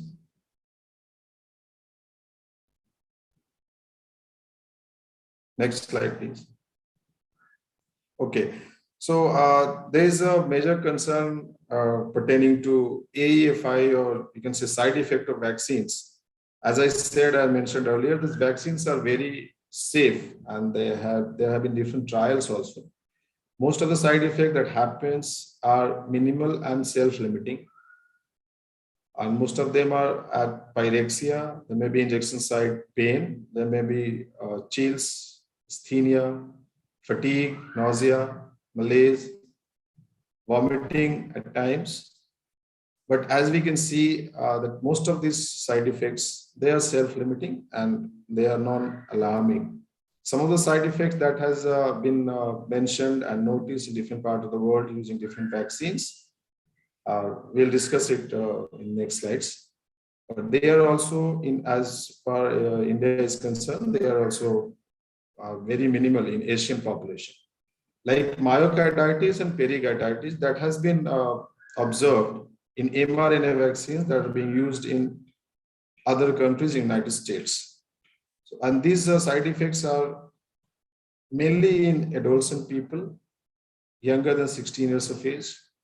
There are some ECG changes that has been found, like ST and T wave changes, dyspnea, abnormal echo finding.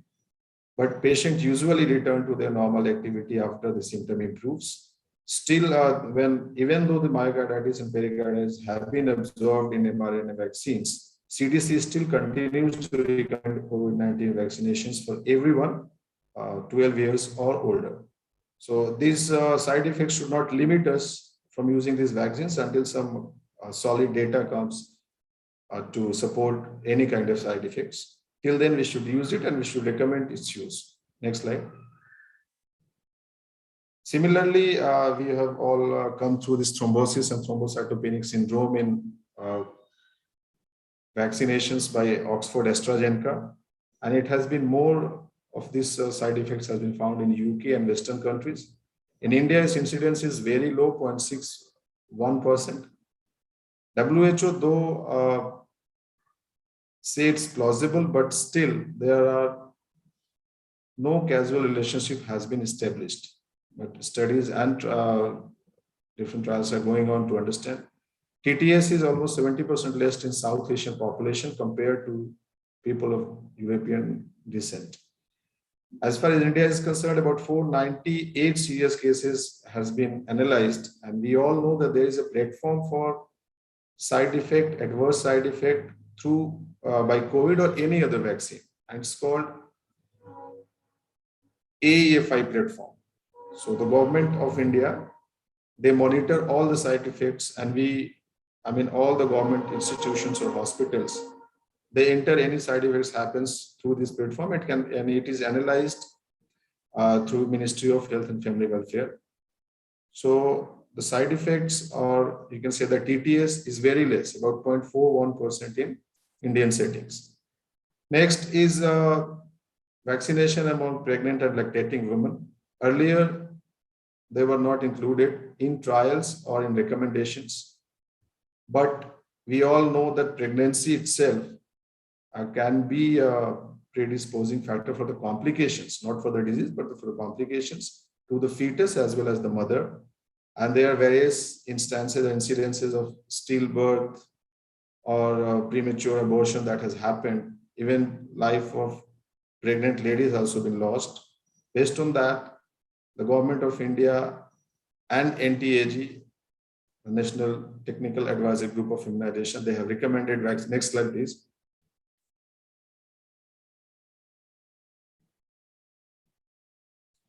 So the NTAG and MHFW has approved vaccination among pregnant women and lactating women as well.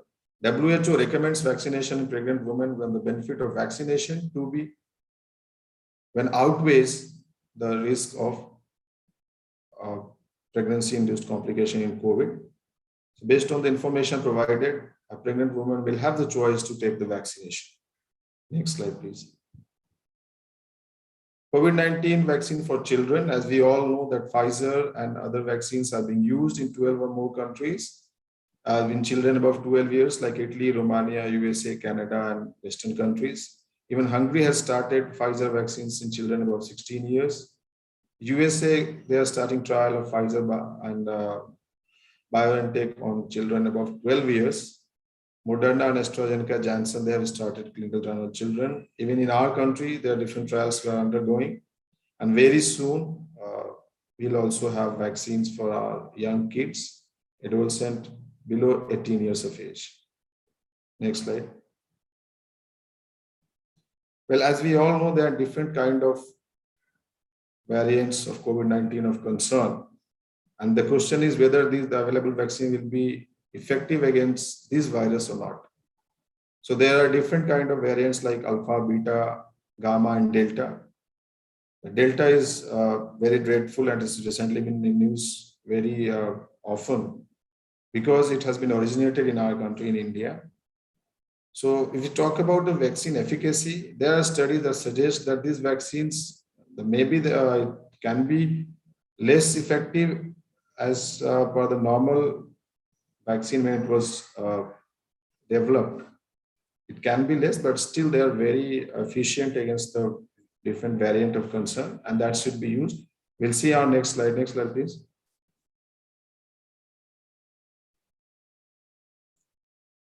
See, so there are some studies and the different trials site in Brazil, Turkey, and other part of the world. It shows that though the efficacy decreases by about 2-3 times, but still these vaccines are efficient against those different variant of concerns. So they should be used.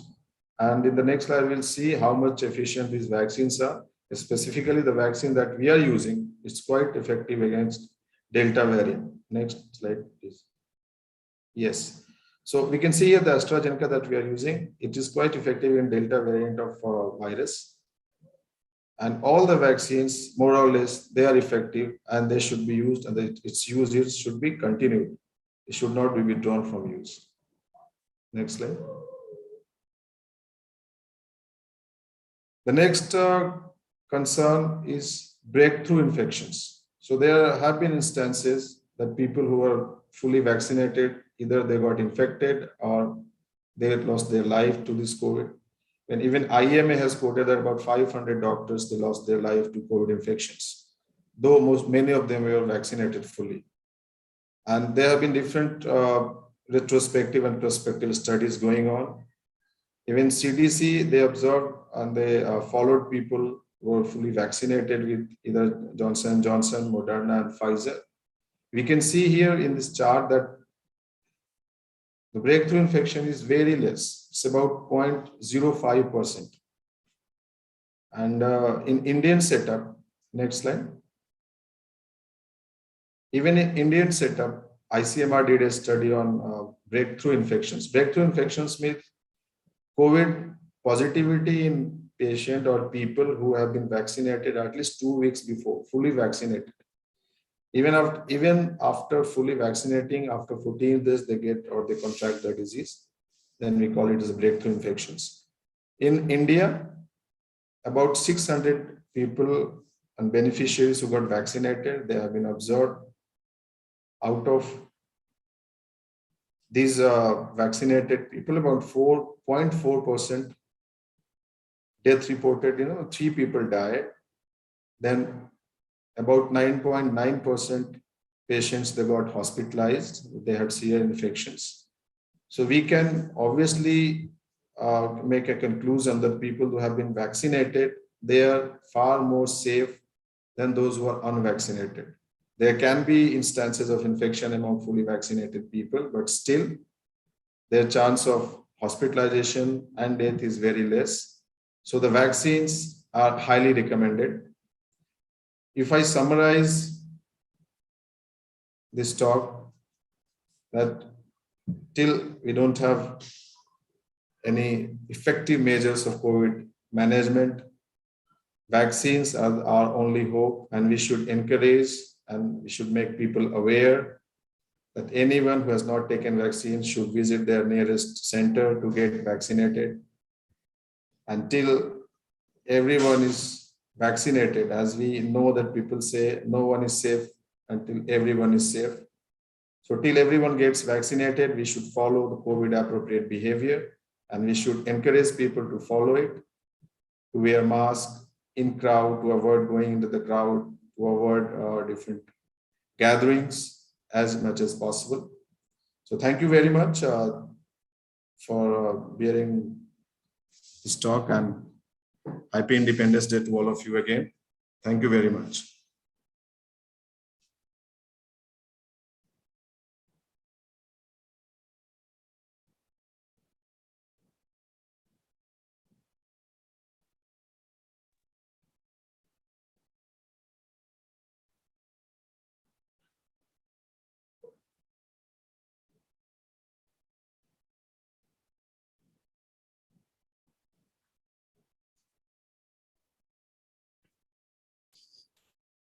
Thank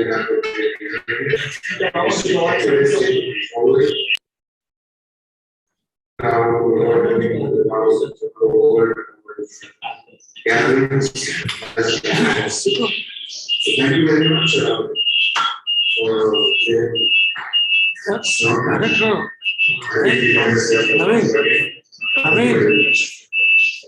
Naveen.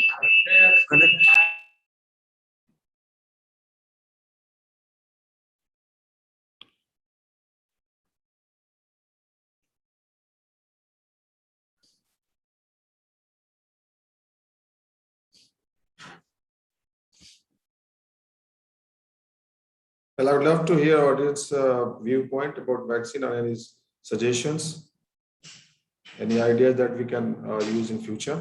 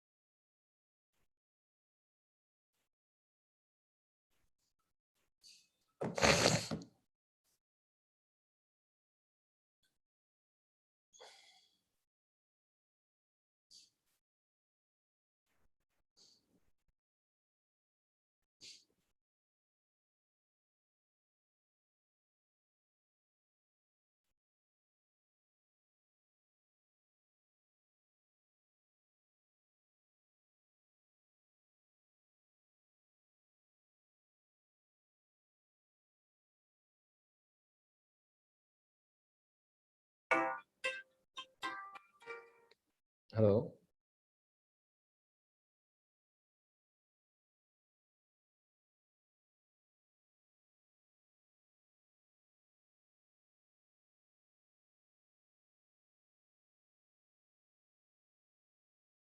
कर दिया अच्छा start करूं slides can you see my slides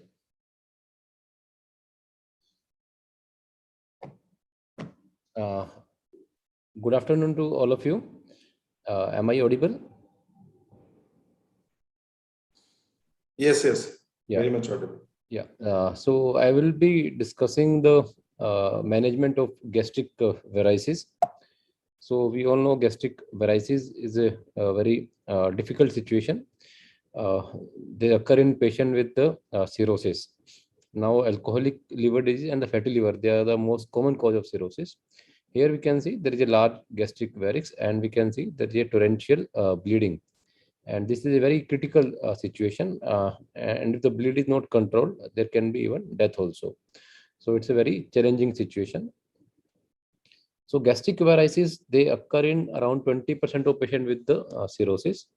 In patients with the cirrhosis who have GI bleed, around 20% of bleed are due to gastric varices. Otherwise, the most common cause of bleed in a patient with cirrhosis is the esophageal variceal bleed.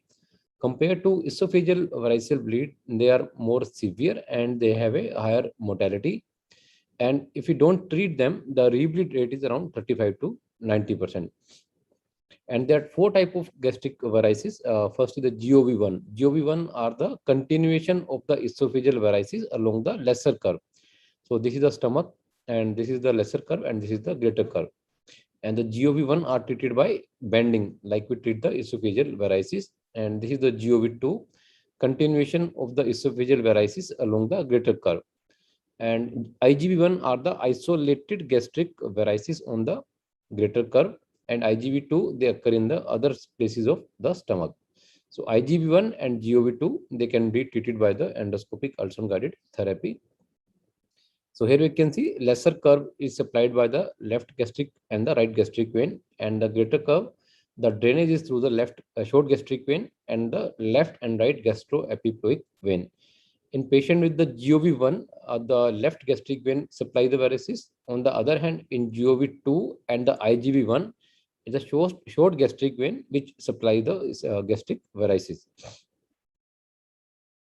And gastric varices, they join with the inferior phrenic vein, and they form the either, here you can see, they are the gastric varices, and they drain into the inferior phrenic vein, which can drain either into the renal vein to form a gastrorenal shunt, or they can drain directly into the IVC to form the gastrocaval shunt.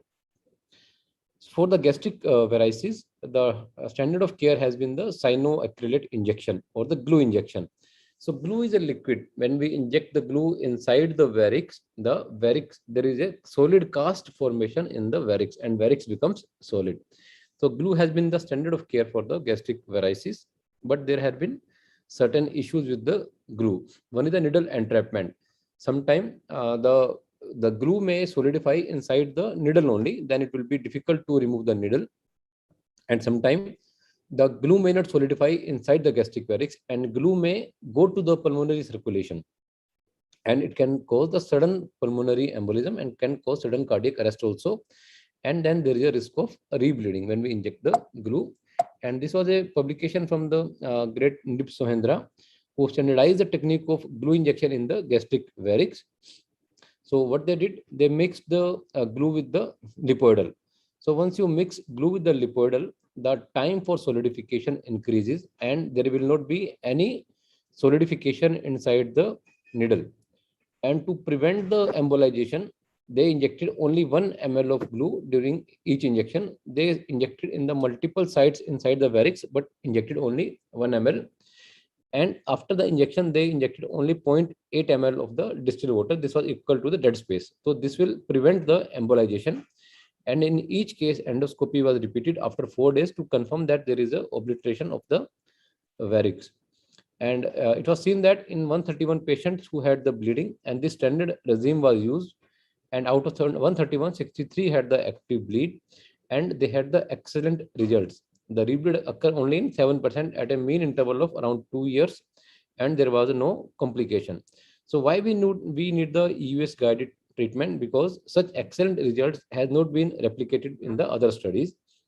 In a study by Chang et al., in 750 patients, around 7% of patients, they have the serious adverse events, and around 5 patients, they have distal embolism either to the brain or the pulmonary circulation, which can be a very serious complication, and it can cause mortality. And it has been seen that patients who had embolic complication, they were injected more amount of glue than patients who were not having the embolic complication. So we can, if we can reduce the amount of glue inside the varix, we can reduce the embolic complication. So here comes the role of EUS. So what are the role of EUS? One is that we can confirm the obliteration of varix, and second, we can prevent the embolic complications. So first, after we inject the glue inside the varix, here it's a untreated varix. We can see it's anechoic, it's a blood. So once we confirm the obliteration of varix, we can use the Doppler. If there is a no Doppler flow inside the varix, it confirms that there is a complete obliteration of varix. In a study by Lee et al. In 111 patients who underwent EUS guided injection, if the EUS showed there is no flow, no further injection was given. On the other hand, if EUS showed there is a flow inside, the further injection was given. It was seen that EUS guided injection were better to reduce the risk of rebleed. So that means if we confirm obliteration under the EUS, the rebleeding rate can be reduced. And second is that we can prevent the embolic complication by reducing the amount of glue required. So we can target the afferent. We can see that in standard endoscopy, we inject directly inside the varix. But during the EUS, we can target the varix and we can target the afferent vessel. And with the small amount of glue, there will be obliteration of the varix. And third, we inject first coil inside the varix. We can see that first we have injected the coil inside the varix. And once we inject the glue, this coil will trap the glue and will prevent the embolization of the glue. So with the EUS, either we can inject directly inside the varix. This is called direct injection of the varix. Or second, we can inject the feeder of the varix. This is the afferent vessel which is supplying the varix. Mostly they are the short gastric vein we target. So first is the direct injection of the varix. We can see here is the large gastric varix. On endoscopic ultrasound, we can see large anechoic chambers. They are the gastric varix. So we can inject the varix with the needle, and then we can deploy multiple coils. We can see that we are now pushing the coil inside the varix, and after the coil, we can inject the glue. So this is called direct injection of the varix. And in a study by Binmoller et al., the patient were treated by the direct injection of the varix. So we can either go transesophageally or we can go directly inside the varix. Varix is here. And what they did, they used the first coil. We can see a platinum coil, and there is a wool over the coil. This wool will activate the intrinsic coagulation pathway, and there will be thrombus formation inside the varix. And they also use the glue. So Binmoller et al., first they injected the coil inside the varix, and after that they injected the glue. And in their study of 152 patients, and they were technically successful in 151 patients. And after a mean follow of 436 days, there was only one case of pulmonary embolism, and it was highly efficacious.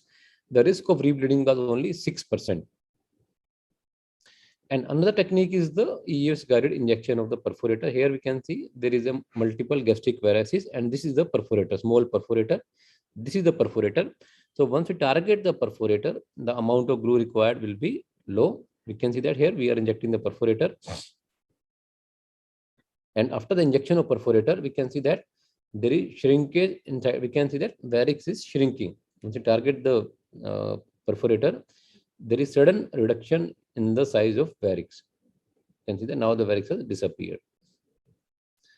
So in a study by Miranda et al., what they did the US guided, either they gave coil plus cyanocolate or they used coiling only, and they target the afferent varices.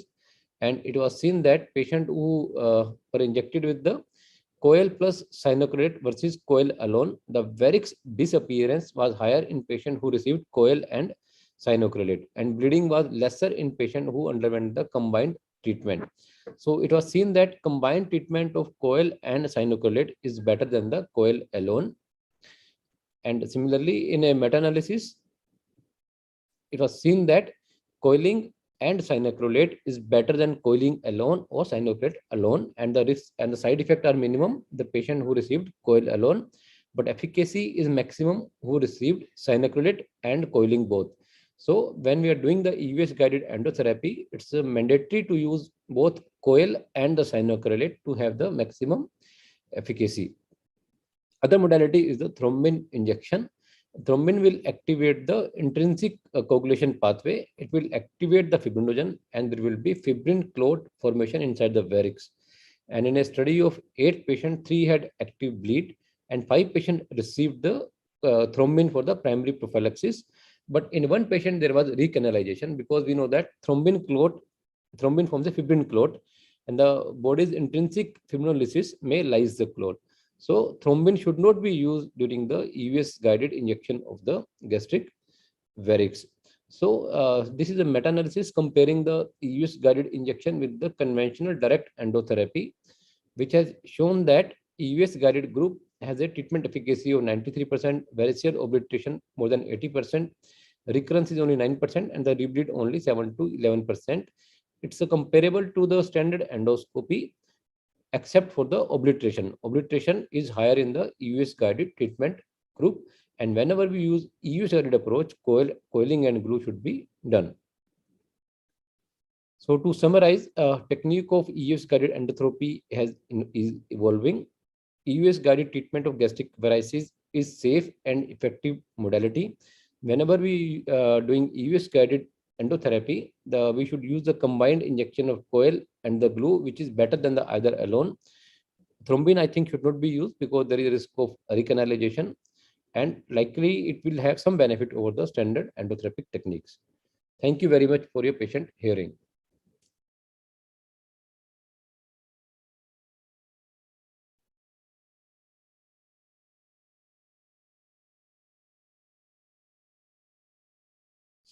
So is there any question? I will be happy to answer any question regarding that.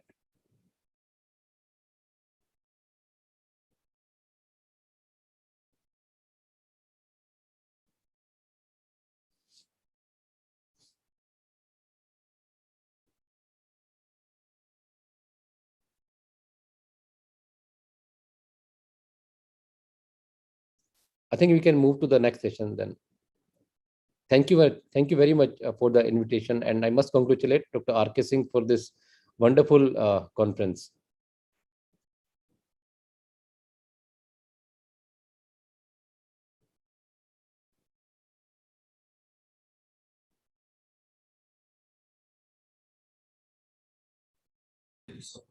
Thank you, Dr. Vikas.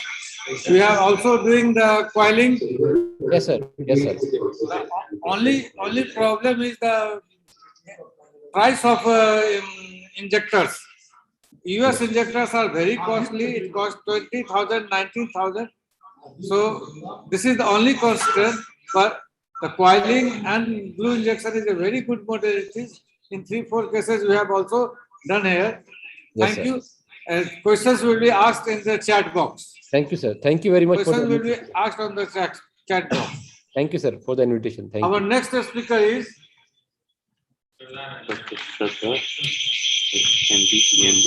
Dr. Shraddha, MD, DNV, cardiologist at Super specialist cardiology. DNV. She is working presently at the Patil Institute of Cardiology. Dr. Shraddha.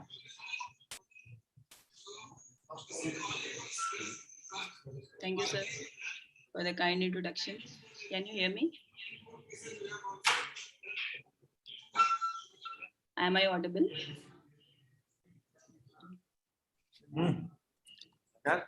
Dr. Shraddha को connect करो. Yes, sir. I am. Dr. Shraddha को connect करो.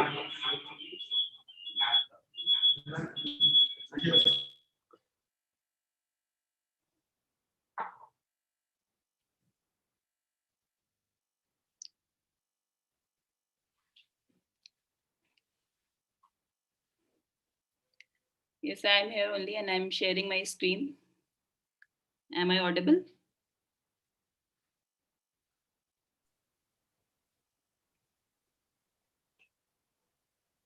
Yeah, you are audible, Dr. Shraddha. You can continue. Okay, thank you, sir.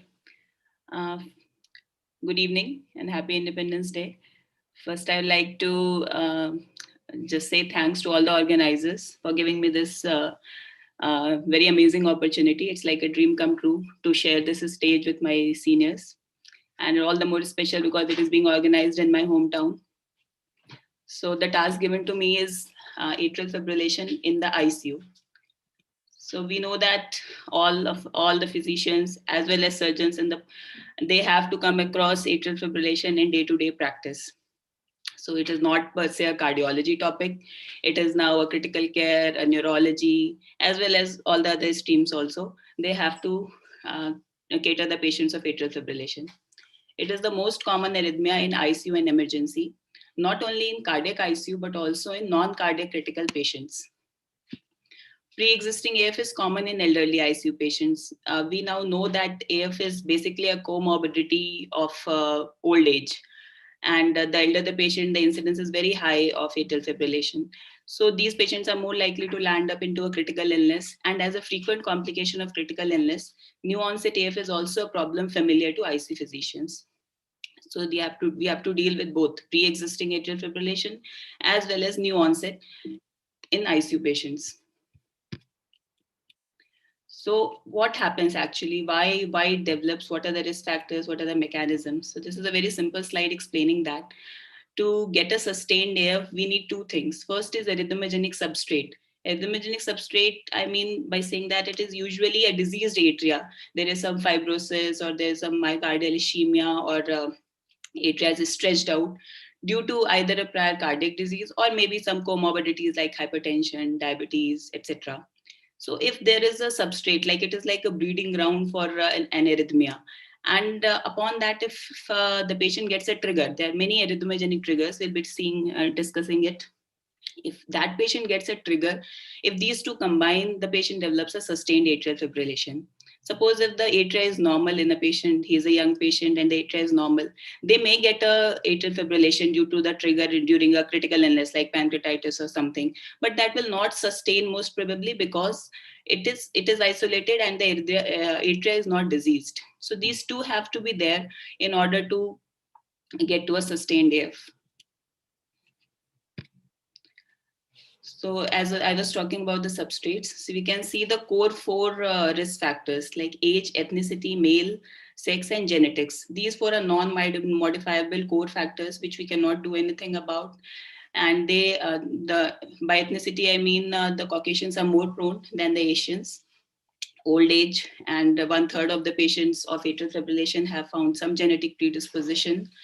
So these four are non-modifiable. After that, there may be some acquired diseases like the core cardiac disease, obviously heart failure, CAD, vascular disease, valve disease.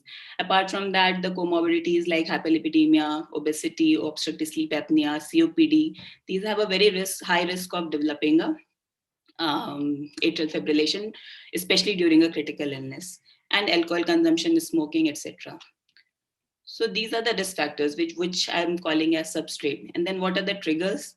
Triggers, usually if there's something wrong with the myocardium, the atrial myocardium, there's some stretch, atrial dilatation, ischemia due to many reasons like fluid overload, myocardial ischemia, hypovolemia, anemia. Then electrolyte disturbances, very important. They can lead to any other arrhythmia as well as atrial fibrillation. Inflammation plays a very important role because it has been seen that all the inflammatory markers, they have some role to play in order to the patient lands up into atrial fibrillation. Then adrenergic overstimulation, that is really important to know because as soon as the patient lands up into ICU and the BP is borderline, there's some inotrope going on. And these inotropes, I don't know how much they help. Actually, they have not shown any mortality benefit, but we can't do without them. But that definitely they play a very important role in generation of these arrhythmias, the arrhythmic nuisance.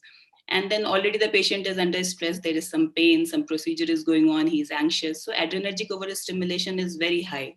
And that plays a very important role in development of AF. So this all we already discussed. So what happens when, what is actually going on, that the greater the illness severity, the greater the critical illness, more is the risk of new atrial fibrillation development. And that the story doesn't end there. Even if this AF is reverted, that patient after discharge is more likely to have a reoccurrence of the atrial fibrillation. So this slide just shows the pathogenesis. I will not go in detail, but one thing I want to say, even if the atria is normal, during a critical illness, there are many things going on like inflammation, accelerated fibrosis. So a critical illness can develop a normal atria into an arrhythmogenic atria within a very short span of time. And then when the trigger acts on it, the patient develops atrial fibrillation.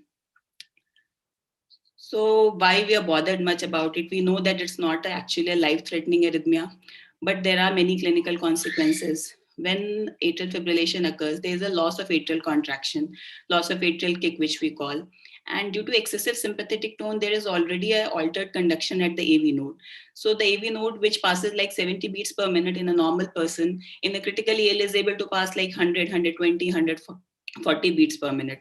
And these are irregular and rapid ventricular contractions. So both of them lead to a very hemodynamic consequence of decreased ventricular filling, which in turn leads to decreased cardiac output, ischemia, hemodynamic compromises, etc., which can slowly go on to multi-organ failure as well. So in these patients, it has to be managed acutely.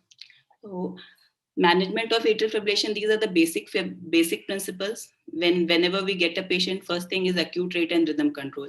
So I'll be discussing today, my task is to discuss the first part, the black one, about the acute rate and rhythm control.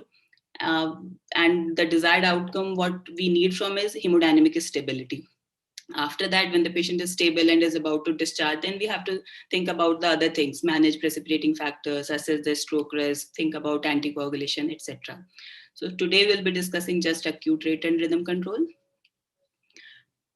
So when we get a patient of atrial fibrillation in ICU, we recognize it by seeing the ECG where there's absence of P waves, high frequency fibrillation waves with an irregular QRS complex, which may be like up to 160 per minute. All the basic routine investigations, history, physical examination, chest x-rays, echocardiography, these have to be done just to get to the root of the underlying cause of the atrial fibrillation, if there is any.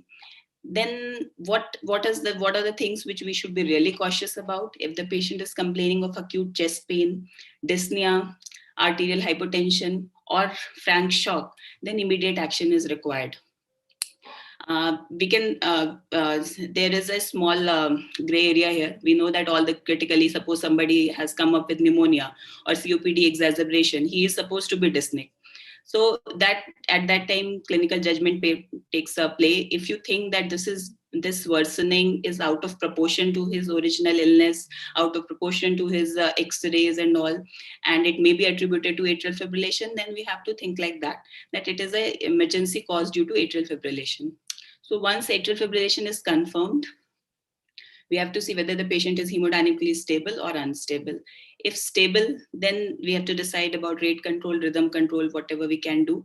We'll see it later. If unstable, there is only one option left, that is cardioversion. So first, let's see the hemodynamically unstable patient. Electrical cardioversion is always preferred over pharmacological in emergencies because of, obviously, it's a shorter overall procedure duration. The success rate is high. The pro-arrhythmic risk is low because we know that all the anti-arrhythmic drugs are very notorious in causing other arrhythmias. So an atrial fibrillation patient will may land up into VT. So we don't want that. Success rate is quite good for electrical cardioversion. And we have to remember that the energy required is like 100 to 200 joules by physics. And thrombus exclusion is not required in emergencies. So in hemodynamically unstable patients or ongoing myocardial ischemia, all the societies like American Heart Association, American College of Cardiology, Heart Rhythm Society, they strongly recommend electrical cardioversion. But despite this recommendation, the success rates of attempted cardioversion of AF during critical illness are low. We see that when we try to revert the AF, but not usually, but many times we are not successful. So how can we change that? There are some pointers which can be done. First thing is that even though it's an emergency, atrial fibrillation, it is not like ventricular fibrillation or polymorphic VT going on. There is usually some time which we can buy. In that time, we should try to correct the baseline abnormalities like hypovolemia, hypoxia, acidosis, and electrolyte abnormalities. Because an acidotic patient or a hypokalemic patient, even if we revert the atrial fibrillation, it is bound to come up again immediately. So giving fluids, oxygen, correcting the acidosis, this all helps a lot in getting a good result after cardioversion. Then patient has to be sedated and analgesia should be proper, because as we discussed, overstimulation of adrenergic system plays a really important role in development of AF. So obviously if you give a shock to a awake patient, so he will be too wired up, and again the atrial fibrillation will come up even if you revert it. Sorry. Then anterior posterior electrode positioning. The standard positioning is anterior apex, we know that, but as I have shown in the diagram, sometimes anterior posterior placement works much better, because we know that LA is a posterior structure, and usually the atria is enlarged in these cases and takes up more of the posterior space. So if we put the pad on the back, the energy and the cardioversion works better. Pre-treatment with antiarrhythmic drugs sometimes may help, but rarely not used in ICU settings because of the proarrhythmic risk. So what to do about anticoagulation? It's a scary thing to cardiovert someone without thinking about anticoagulation. So where there is insufficient evidence, I'm talking about emergencies, just hemodynamically unstable patient where we don't know anything about it. There is often very less time, or patient is not stable. We cannot assess the left atrial thrombus. So can we give blind anticoagulation? That is also not very good option, because patient is frail, elderly. Usually they have a lot of comorbid disease. He is on antiplatelets. So bleeding risk is very high. So the decision is individualized. And if you don't give it, it always makes a sense. It is not a wrong thing to do. So we can cardiovert without giving anticoagulation in these cases. Then coming on to hemodynamically stable patient. Here we have to decide whether we want to go for rate control or rhythm control. Studies have shown that there is no added benefit of each of them, but there are many limitations to the studies. So first we'll try see how to do the rate control. If the atrial fibrillation is pre-existing, if we know that the last ECG was also had AF, then don't try for rhythm control. Or if there is no evidence, but we feel like, okay, the atria is very large, the patient has a lot of comorbidities, and we feel like that atrial fibrillation was pre-existing or is going to sustain. So in those cases, we should try for rate control only. And if a patient has heart failure, LVEF is less, then the option is beta blocker and maybe digoxin. If the LVEF is normal or more than 40, then we can also use CCBs. Rhythm control.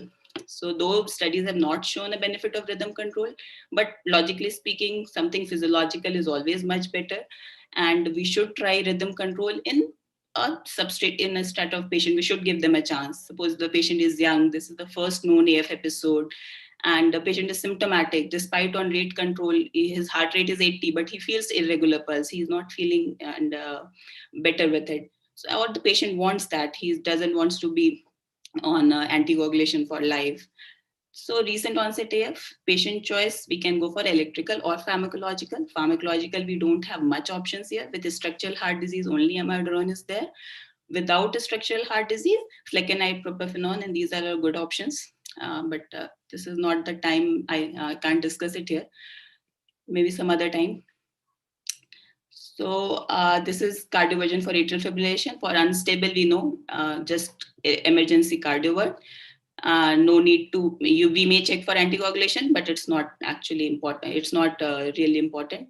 For stable patient, we have to check the anticoagulation status. If the patient is already on therapeutic anticoagulation, then due to some other reason, then we can cardiovert. But if he's not, then we have to give oral anticoagulation for 3 weeks before trying this. But there are some ways by which we can, make this process little earlier. If AF onset is less than 48 hours, we see that not required. After 48 hours, 3 weeks of anticoagulation is required. But if we do a transesophageal echo, we can cut short this time. If in transesophageal echo there is a thrombus, like I have shown in the picture, if there is a thrombus in LA or left atrial appendage, then there is no way out. We have to give 3 weeks of therapeutic anticoagulation and then repeat the transesophageal echo. But if we find that there is no thrombus there, then we can straight away cardiovert. But we have to remember that we should give heparin in the pericardioversion period, maybe before, maybe we can give it after also. And after that, 4 weeks anticoagulation has to be done despite the CHA2DS2-VASc score. So this is what, and this is the acute management. Some long-term management basics is like after this, what to do on discharge, whether that patient will be always on antiarrhythmics, will always be on anticoagulation.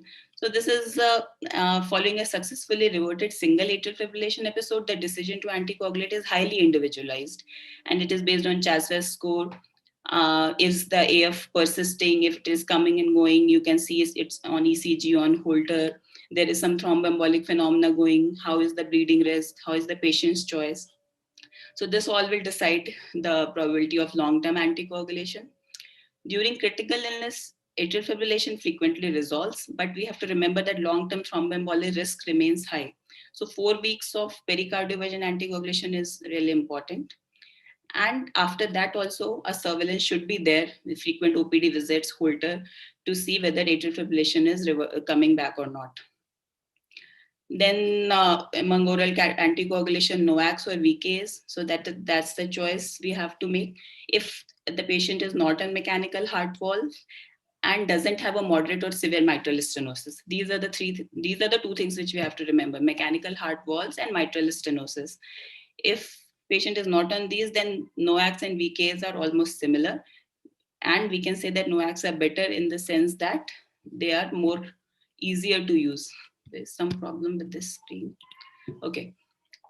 So in those cases, we can use NOACs as well as VKs, anything. Then what about the antiarrhythmic drugs? We see that suppose somebody's AF was reverted with amiodarone and then he is on amiodarone for a long time. So that should not be done. All the antiarrhythmic drugs are actually very toxic, and amiodarone is especially very misused in the clinical settings nowadays. So these are usually required temporarily to maintain the sinus rhythm. They do not play a role in the long term. So once patient is in sinus rhythm, we should try to taper it down and stop it. And if it is coming up again and again, then we have to take a decision whether the patient has to be given antiarrhythmic drugs, or he can also go for nowadays upcoming treatment is catheter ablation, where he will be free from the side effects of the antiarrhythmic drugs. So this is about the long term. As we discussed NOACs versus VKs, I'll just give a brief. Large trials, all the large trials, they have showed that NOACs is non-inferior or superior to VKs. So that is about the chronic AF. But now we have seen that post hoc retrospective analysis of major RCTs and prospective study with rivaroxaban. They suggest that NOACs may be as effective as warfarin when used in pericardioversion settings also. So the 3 weeks of anticoagulation which we needed to give before elective cardioversion, we can use NOACs there as well. And warfarin was usually given for 4 weeks, but NOACs can produce similar results within even 2 to 3 weeks. So that is quite good. In ICU settings, obviously, if you're talking about ICU admission time, oral anticoagulation should be avoided. Short-acting therapy in form of heparin should be preferred, because anytime there might be bleeding, you need to do some procedure. So we have to stop the oral anticoagulation. So for that setting, heparin is the choice. But after that, we can switch over to the NOACs with similar efficacy and very less complications. All the NOACs, there is no evidence to favor one over another. So we can choose either ways. This is out of, we cannot discuss all of it today. So to conclude, knowledge of acute management of AF and basics of long-term therapy is important for the ICU doctors. This enables them to bring the patient out of the present crisis, the hemodynamic crisis, and also gives an opportunity to educate him about the disease. So before in the ICU also, the doctor should be aware what to do with AF, and the patient has developed how to educate him, because it has been seen that if the patient is given anticoagulation during discharge, he will be more compliant in future to take it lifelong. Stroke is the most morbid but possibly preventable complication of AF. A proper approach to atrial fibrillation in ICU will not only decrease the immediate mortality, but will also help in long-term decreasing the long-term morbidity. Thank you.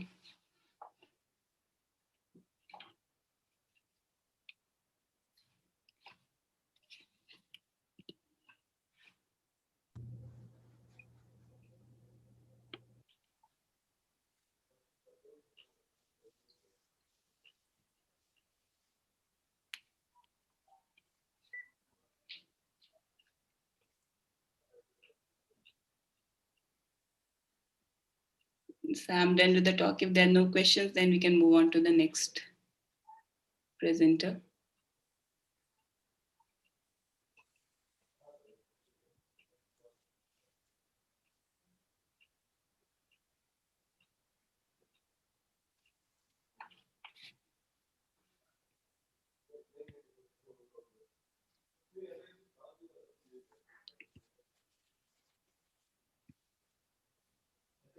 Thank you, Dr. Sadhar, for your very elaborate speech on the atrial fibrillation. Every doctor is facing atrial fibrillation in his practice, and managing the atrial fibrillation in periphery is very difficult.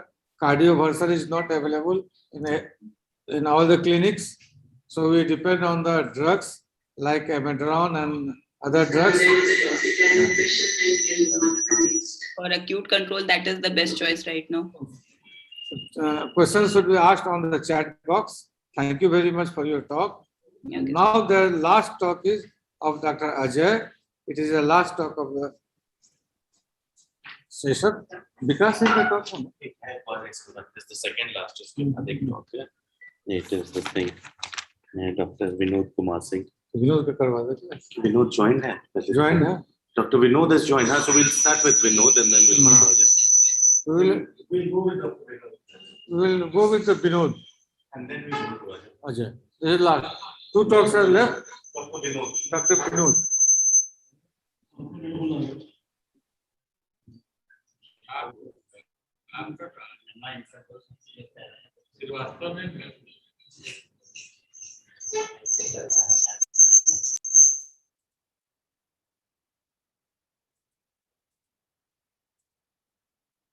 Hi, good afternoon to everybody. Am I audible?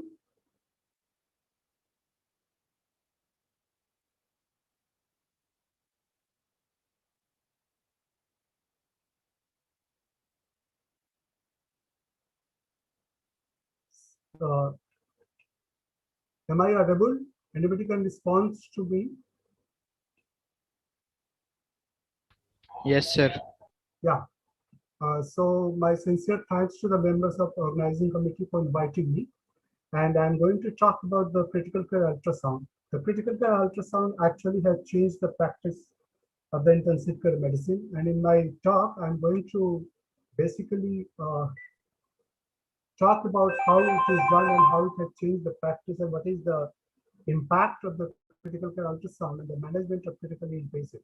So one thing that is a very rapid and it can be focused in the bedside, and it initially checks those parts which is. Yes, you are audible. Okay, sir. Okay, thank you. And basically it looks those organs and those diseases where there is a immediate threat to the life. And then after yes, sir, you are audible. There is you are audible. Am I audible, sir? Okay.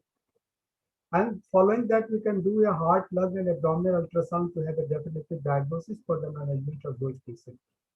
So basically, if you look at the critical care ultrasound, it can be divided into three portions. One is the diagnostic, where you can do and you can diagnose a tension pneumothorax, cardiac tamponade. It can be used in trauma, respiratory failure, and shock. It can also be used for monitoring of the cardiac function and the volume status, particularly in shock patient. And also nowadays, it has been commonly employed in the management or the therapeutic interventions like pleural procedure, line placement, application of blocks, etc. And if you look at the point of care bedside ultrasound, which can be divided into three parts, that one is the thoracic, where basically we are doing in the cases where there is a respiratory symptoms. Then we can have an e-fast or extended fast, which is applicable in trauma patient, and then we have a rush protocol, which is applicable in patient who has got a hypertension. We'll discuss each one, what is their role and what is the importance in the critically in patient in intensive care unit. So if you are planning to go a thoracic ultrasound in a patient who is admitted in the emergency department or in the ICU, this must ask these questions. Is the lung sliding is present? Are the comet trail artifacts are present? Is there any fluid in the thorax? Are the lines, A lines are present? Or is there any B line is present? What are these fancy things? I'm going to discuss it. So first of all, where to keep the probe of the ultrasound? For this, we have to follow the blue protocol for the probe position, where if you keep your hand on the anterior part of the chest of the patient, and these are the two, these are the middle portion of the palm, and it is called the upper blue point and the lower blue point. And if you take a perpendicular line from the lower blue point and going to the posterior agular line, this perpendicular line makes you the flaps point or the posterior point. And these are 3 points, upper blue point, the lower blue point, and the flap point. These are the points where you can keep your probe of the ultrasound. Now, how the probe should be kept? The probe should be kept in the sagittal position, and it should be right angle to the ribs. And make sure about the landmark of your probe, and the landmark of the probe should be directed accordingly so that you can always have a better orientation about how you are examining the lung and the thoracic tract. Now, what we are going to see, if you look at this pictorial diagram and it is attached with ultrasound findings, you can see the skin and soft tissue, where this is a skin and soft tissue in the ultrasound, and then you can see the pectoralis muscles, then intercostal muscles, and then the most important thing, which is the bright line, which you will see in the picture. And this is bright line, it's called the pleural line, which is actually, this is the only thing which is visible in the ultrasound when we are doing the ultrasound of the lung and the chest wall. You can see here very clearly that these are the subcutaneous tissue and muscles, and you can see here this bright, the sliding of the visceral and parietal pleura. And you must recognize this line when you are doing an ultrasound. And below this line, you can see the movement of the lung. So what is the critical importance of these lines? You can see here that you can see this picture. Here, these lines, this pleural line or the lung sliding is present. So our first question is, the lung slide is present. If you see this type of movement, you can see that the lung slide is present. But contrary to this, if you find in this picture, the lung slide is not present. This is the pleural line. It is not sliding. There is no movement. So this is the first question you should ask when you are doing a thoracic ultrasound or lung ultrasound, whether the lung slide is present or not. Now, if you do a M mode of patient who has got a lung slide, you can find a seesaw sign. This is in the blue box. You can see that a seesaw sign. And you can, what is seesaw sign? You'll have a lung, very bright line, which is the pleural line. And below the bright line, you can find a granular granular picture, or granular opacity. This is called the seesaw sign. And this indicates that the patient has got a good lung slide. And here, if you find a barcode sign, the same thing. If you go by the previous picture and if you see here, you have taken M mode, and then you find a barcode sign, that means your lung is not moving. And there are several causes why the lung is not moving. Pneumothorax, of course, is the most important cause, but besides that, there are so many causes also. So if you have a pleural line, and then you have many horizontal bright lines, this is called A lines, which is coming at equidistance from the pleural line. This is called a profile of the patient, and this is a normal ultrasound finding in patient who is there. So try to recognize these findings. Now, what are these? If you see the pleural line, which is brightest here, and at the equidistance, you can find here that the A lines are there, and you can see here the rib shadow is also, this is the rib shadow, which is causing. So this is how abnormal findings are there in the lung ultrasound.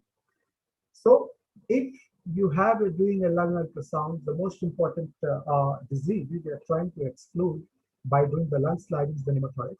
And you should look for the 4 findings: loss of the lung slide signs, loss of the seesaw sign, stratospheric or barcode sign is present, and lung point sign is present.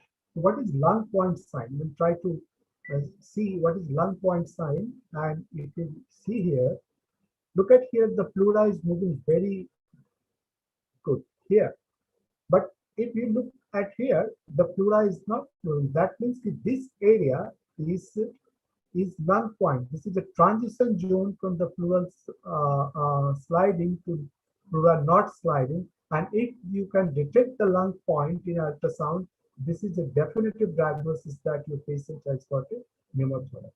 So whenever you're doing your ultrasound, you should try to define the lung point also. And again, if you take a M mode, you can find that there is a barcode sign and transition zone from the barcode sign to the lung point. It is definitive diagnosis of the pneumothorax. So, what are the other differential diagnoses when we're not able to detect the lung slide? You maybe have a single lung intubation, you maybe have esophageal intubation, you maybe have phrenic palsy, you maybe have a pulmonary dissection. In esophageal intubation, you will find a bilateral absence of the lung slide. So if you look at this flow diagram, if you have a lung slide, the lung slide is present, the pneumothorax is ruled out. If the lung slide is absent, and you look for the B line, we'll discuss what is B line. And if the B line is present, the pneumothorax is ruled out.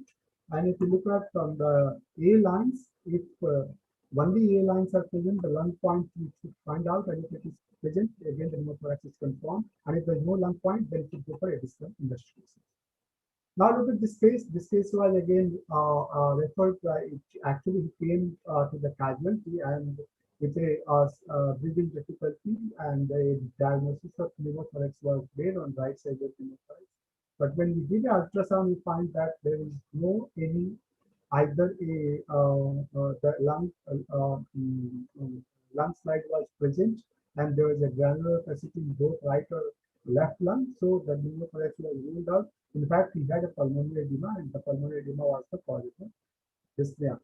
So the next important thing is B line. B lines are vertical line, they are bright, they obliterate the A line, they don't fade, they go up to the basis and they reach all the way to the edge of the skin, and 1 to 2 fields are okay, but more than 3 are lung rockets, and they are pathological. Look here, if you look at, I mean, if you compare the other ultrasound, the A lines are absent. There is a good lung movement, but they are vertical lines. If you look here, there are vertical lines starting from the pleura and going up to the base. If you find this type of pattern, that means the patient has got interstitial edema, because these B lines are suggestive of interstitial edema, and there are differential causes like pulmonary edema, ARDS, interstitial pneumonia, or lung fibrosis. Acute setting, these are 3 causes are very important. Lung fibrosis. Again, you will find in multiple B lines, and alveolar syndrome is the third diagnosis where you should look for when you are doing ultrasound, and you have a alveolar consolidation or atelectasis, then you can have a very good sonographic sign. You can see the air bronchogram. There is area of consolidation you can see here, and then you can find the air bronchogram. It suggests that your patient has got a consolidation. You can see here also, you can see that the ecotexture of the lung has changed, it can become more solid, and you can find out the air bronchogram. And if this is present, that indicates subpleural consolidation.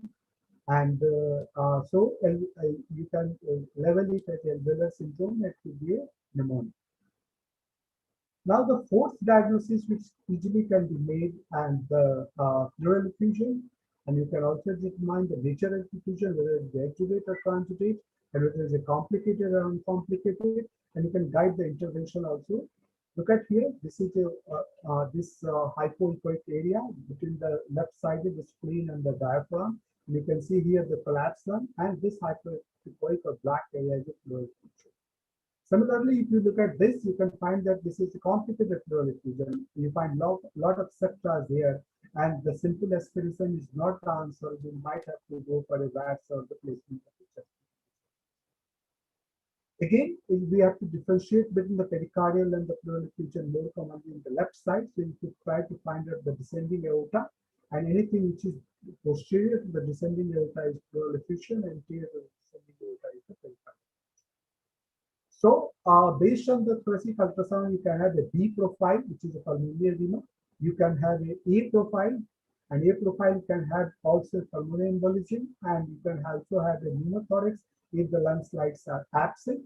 You might have a B- profile, alveolar syndrome, and you might have a COPD or asthma profile, where you will find that the patient has a multiple A lines, but the lung slides are present. So these profiles are makes the differential diagnosis in patient who is for coming to the emergency department, the two terms are identified. So coming to the trauma patient, where you can have a E-fast, the patient has come to the emergency department with the patient might be bleeding and might be unconscious. So you should be asking only these four questions when you are doing the ultrasound. Does the patient have the blood in the abdomen? Does the patient have the blood in the thorax? Does the patient have the pericardial blood in the tamponade?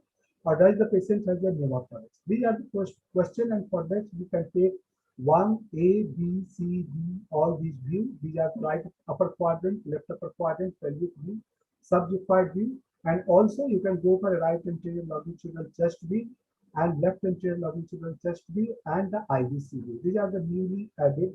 That's why it is called E-fast. So look at here, if you are doing a E-fast, this is the normal E-fast. You can see the Mersin spots, and it's clear there's no blood in the Mersin spots. But in some patients, if you are bleeding intraperitoneally, you can find this hypoechoic area between the kidney and the liver in the Mersin spots, and you can find that the patient has got a bleeding. Basically, that is more than 1 centimeter. Again, you can also diagnose a pericardial effusion or a cardiac tamponade due to bleeding the pericardium. You can see here that there is a collection in the pericardium, and the right ventricle is completely collapsed, and this is a cardiac tamponade. The third important thing is rapid ultrasound in the shock patient, and where you can see if the patient has come a hypotension and shock, you can go for a pump, tank, and pipe. Basically, if you are going to a pump, you can see how the patient's heart is functioning. And then you can choose a parasternal long axis view, short axis view, subjectified and apical. And basically, you are looking for pericardial effusion, cardiac tamponade, left ventricular contractility, and right ventricular size. These three things will tell you whether the patient's pump is functioning well or not. And then you move to the tank, you look at the inferior vena cava, you look at the lung, you look at the abdomen, and you look at whether the tank is full or not by looking at the diameter of the inferior vena cava. And also you can look at the lung by looking at the B lines in the lung, and then you also you look at whether the patient has got a pneumothorax or anything which is compressing the tank and obstructing the fulfillment of the tank. And the third is pipe. You should look for the deep venous thrombosis and aorta, by which you can make a diagnosis of pulmonary embolism, or you can make a diagnosis of aortic dissection or rupture. So these three things are used in the RUSH protocol, and you can see here that in the left side, you can see the contractility of the heart is not very good. This is the parasternal long axis view, and the LV is barely contracting, and this patient, the cause of the hypertension is cardiac. And in this, you can see that again, the contractility is not good, but here is the right side. And in the right side, you can see the RV is not contracting, and this is basically a case of pulmonary embolism, which has led to dilatation of the heart, right ventricle and the right atrium. And also you can see here that how the IVC is dilated in this case. So basically, you can have a very, very rapid and accurate diagnosis of the cause of the hypertension in case of acute patient using the ultrasound in the emergency department and the intensive care unit. That's why it is become one of the very good instruments to make a change in the diagnosis and change the outcome of those patients who are critically. Similarly, if you are looking for the IVC, you can see here that this patient has got a very narrow IVC, and you can see the IVC is collapsing, which is very a good indicator that your patient is volume depleted.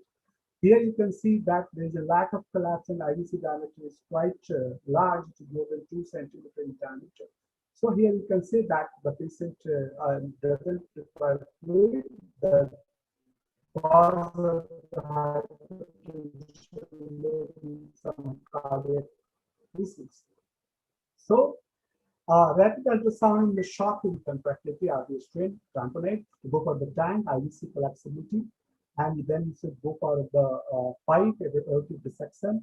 And for remembrance of the intensivist, HIMPA, we remember it's HI map, the heart, the IVC, the molecular force, the aorta, the deep veins, and the pneumothorax. These are the important site where you can measure and you can evaluate the patient rapidly if the patient is coming through the shock. So to summarize, the ultrasound is helpful in evaluating the patient who is presenting with the signs of shock and critical illness in almost any clinical scenario, and whether it is the emergency department, whether the patient is come to the ICU. The ultrasound can help to rapidly narrow your differential diagnosis you can make, whether it is a cardiogenic shock, whether it is a hypovolemic shock, whether it is a septic shock, whether my patient has a pneumothorax or pulmonary edema. It always takes an account of the clinical history. This is the beauty of the ultrasound. The person who is clinically examining the patient, he is doing this investigation and he is trying to frame a question and trying to find out the answer. That's why it is becoming more and more useful in the intensive care area, and more changing the diagnosis of the clinical diagnosis of the patient, and also have impact on the survival of the patient, particularly in fast if you are doing. So the golden rules for ultrasound, it is by the intensivist, it should be used for the resuscitation only. Do not use for the fancy purpose. The patient must be critically unwell, patient must be shocked, breathless, peri-arrest, and because of the signs, ultrasound signs are very common in these patients. The clinical context is very important. You must frame your diagnosis and questions, and only ask the question you can answer by the ultrasound. If you cannot answer the ultrasound, then don't report it for the monitoring of the patients. So thank you very much for giving the opportunity for this talk on the ultrasound. Thanks a lot.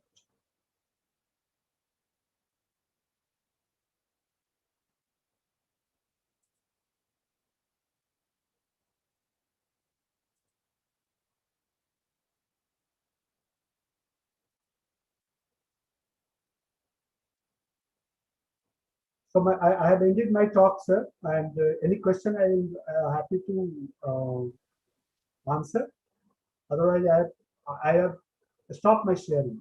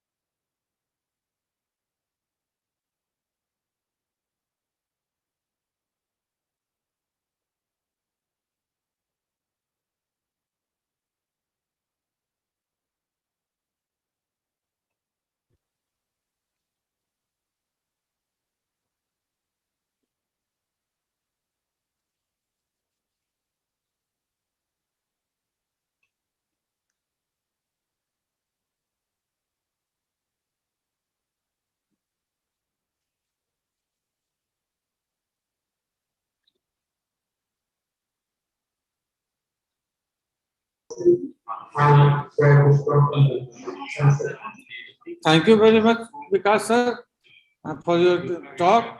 We are not very well versed with the ultrasound of the lungs. We can diagnose the pleural effusion and IVC, but your talk is very elaborate to diagnose the lung fibrosis? Sir, questions should be put on the chat box. Thank you. Thank you, sir. Thank you. Okay, sir. Our last talk is by Dr. Ajay. Ajay needs no introduction. I have already introduced him. He is working in the Chicago. He is talking on the management, endoscopic management of the pancreas, acute pancreatitis.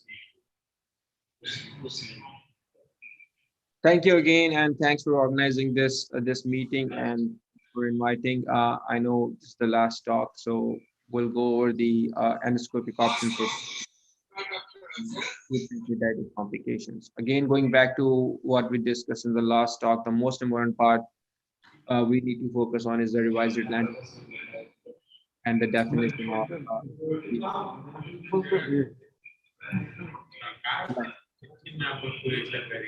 previously two types of pancreatitis: interstitial edematous pancreatitis, which is most common found in 90% of the patients we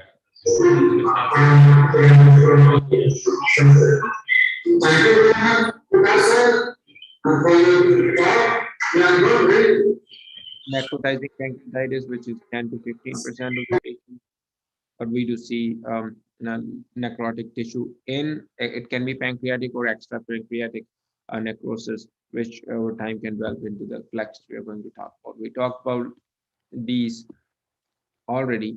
So two most important predictors of mortality in patients with acute pancreatitis. One is organ failure, and that's where our ICU care or persistent organ failure, where our ICU and medical care comes into place.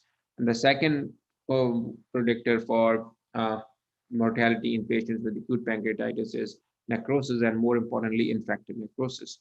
So here we can see that 80% of our patients with acute pancreatitis have only mild disease, which does not have any organ failure or necrosis, and the mortality in these patients is only 0 to 1%. But 20%, 10 to 20% patients would have either moderately severe or severe acute pancreatitis.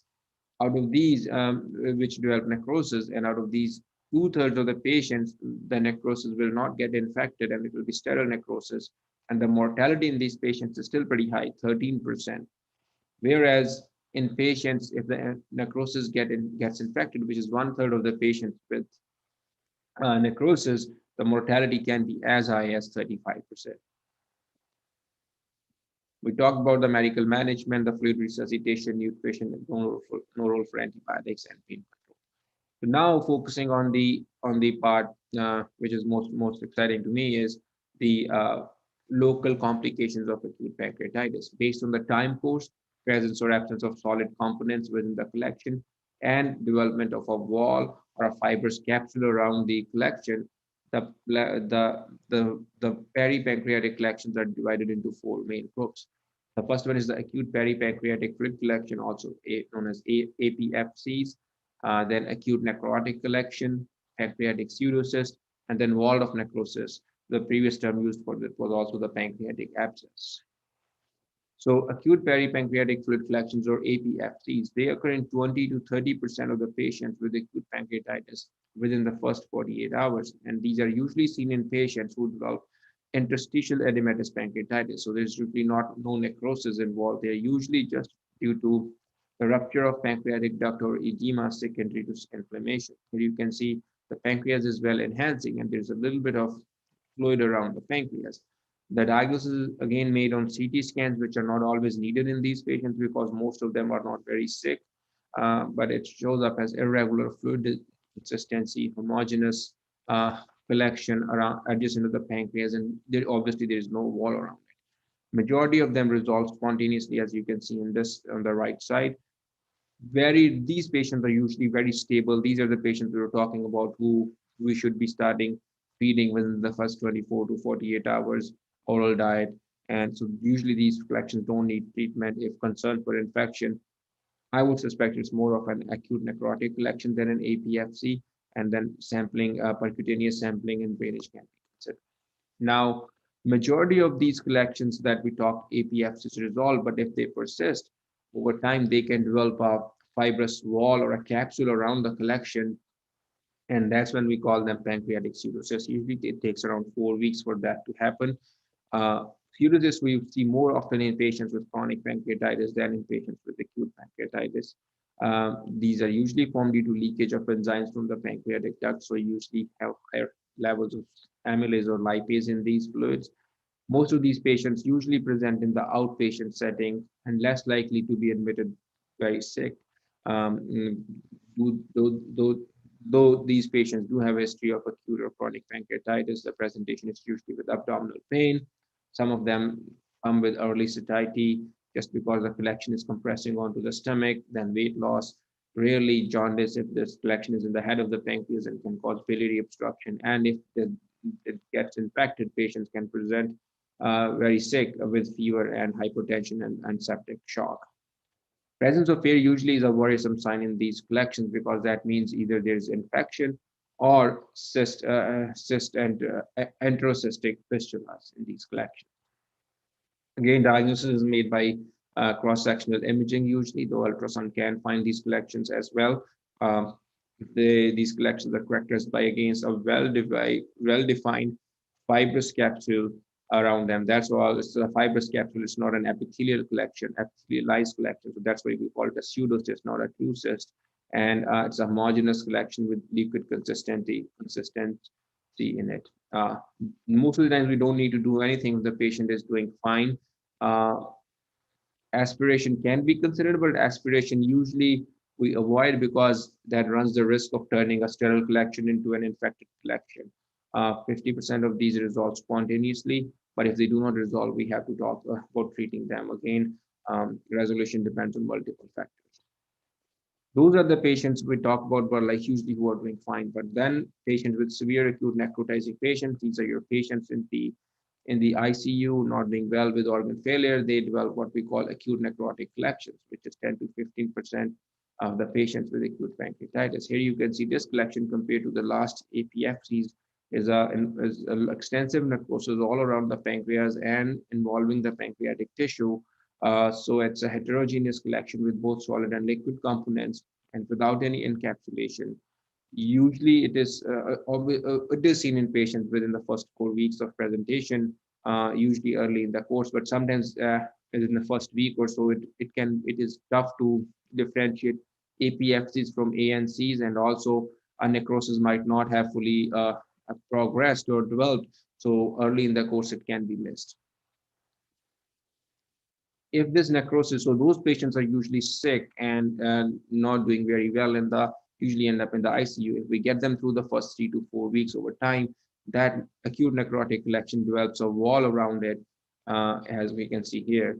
And then that's what is called walled off necrosis. Last term was walled off pancreatic necrosis, but it can be pancreatic or extra pancreatic. So walled off necrosis is the better term. Again, it takes around 4 weeks for it to develop the wall around it.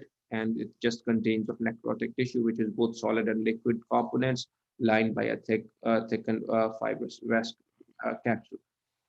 This is how one of our patients, just to show the progress of disease, acute pancreatitis, I think it was related to gallstone disease. You can see here in the first week at initial presentation, there is both pancreatic and extra pancreatic necrosis. Over the first week, there is just progression of necrosis. And by wall 2, this is acute necrotic collection forming, but no thick fibrous wall around it. And by the time we get to week 5, there is a well-defined fibrous capsule, and this is progression of acute necrotic collection to walled off necrosis over 5 weeks. So to just go over briefly, so interstitial edematous pancreatitis is the most common form of pancreatitis. 20% of these patients will develop what we call acute pancreatic fluid collections or acute peripancreatic fluid collections, and less than 10% of these would develop into pseudocysts, whereas patients with necrotizing pancreatitis, more than 90% of pretty much all of them have acute necrotic collections, and more than 50% will develop into walled off necrosis over 4 weeks. So what are the treatment options we have? Surgery used to be our go-to treatment option, but right now we do not go straight to surgery because of the high risk of morbidity and mortality in these patients. Obviously, surgery is reserved for patients with acute acute abdomen, patients who develop compartment syndrome, or in cases where there's perforation of collection. And then it has a role in step-up approach where the minimally invasive options have failed. And what are the minimally invasive options we have? It includes percutaneous drainage. We can do endoscopic, that is transmural drainage, and then retroperitoneal, which is done by the surgeons, video-assisted retroperitoneal debridement, where they use the percutaneous drain as a guide and dilate that tract and clean up the retroperitoneal necrosis. The most important part is knowing what kind of collection we are dealing with, because the treatment options we have are different for all of these collections. So again, as we talked, APFCs usually do not need any treatment. Now, patients with acute necrotic collections usually are sick patients, and they are with multiple organ failure in the ICU, not doing well. The data about surgical outcomes in these patients is very limited, but mortality, if these patients are taken to the OR, is as high as 62.5% in some of the studies. And endoscopic drainage in these patients is usually not possible, though we are seeing some studies saying that within the first, as soon as late 2 to 3 weeks, you can sometimes do endoscopic drainage, but usually there is no wall, we cannot do much. So what do we do in these patients if they have infection, worsening sepsis, or organ failure? What we should do is then the options are limited, and percutaneous drainage is usually the only option if we cannot wait 3 to 4 weeks for the wall to develop. Now, if you get these patients to first 3 to 4 weeks, either without percutaneous drainage, just with aggressive medical management and ICU care, or you have a percutaneous drain, that over time these develops into pseudocyst or wall of necrosis. And those collections, if the patient is doing fine, do not need to be drained, can be managed conservatively. But if there is infection, these things are causing obstruction, mass effect on the abdomen, or just persistent abdominal pain, we have to consider drainage of these collections. Surgical necrosectomy, open surgical necrosectomy, we save it for very rare of our patients these days, because you can see the high incidence of mortality in these patients ranging as high as 38%. So how do we drain these collections endoscopically? First described in 1985 by Dick Kuzarek, they said if the radiologist can drain it from the skin, we can drain these collections via endoscope from the stomach or from the duodenum. We see the bulge, use a needle knife sphincterotome to make a hole and then drain it. And then in 1996, Viersima's group in Europe said that instead of just blindly poking it, we should use an endoscopic ultrasound and a needle to guide our way into the collection, which makes it more safer. Same year, and then you can dilate the tract and put stents in. And in 1996, Todd Barron from Mayo Clinic said, instead of just draining these collections, we can even drive our scopes into the retroperitoneum and go in and do endoscopic debridement of these collections as well. In 2012, Ken Binmoller developed this lumen opposing metal stents. So instead of now using plastic stents, we have bigger metal stents which can be used to drain these collections, and access to the retroperitoneum is even easier with these. There are different forms of lumen opposing metal stents. Some of them are available in India as well, especially I think the Nagi stent, which is available in India. And you can see just from 2001 to 2013, that is by the time Axis was developed, percutaneous drainage, the percentage of people getting percutaneous drainage kind of stayed stable, kind of decreased, and majority of the patients were treated with endoscopic drainage. And I think in 2021, these numbers would be even more dramatic.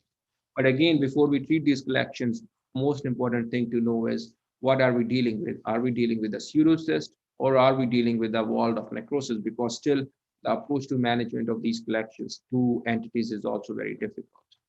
So as you can see, these pseudocysts are mainly liquid components. These patients are not as sick as your patients with wall of necrosis. And these can be drained either with percutaneous approach, but the percutaneous approach has the risk of pancreatocutaneous fistulas. Then there's the quality of life with catheter drainage. Laparoscopic approaches, cyst gastrostomy or cyst enterostomy done by the surgeons, and endoscopically you can drain them via the transmural approach, which is not what we do, which is what we do very commonly, or the transpapillary drainage as well. Randomized control trial from Shyam Varadarachalu's group, 20 patients in each group with symptomatic pseudocyst undergoing surgical cyst gastrostomy and endoscopic cyst gastrostomy.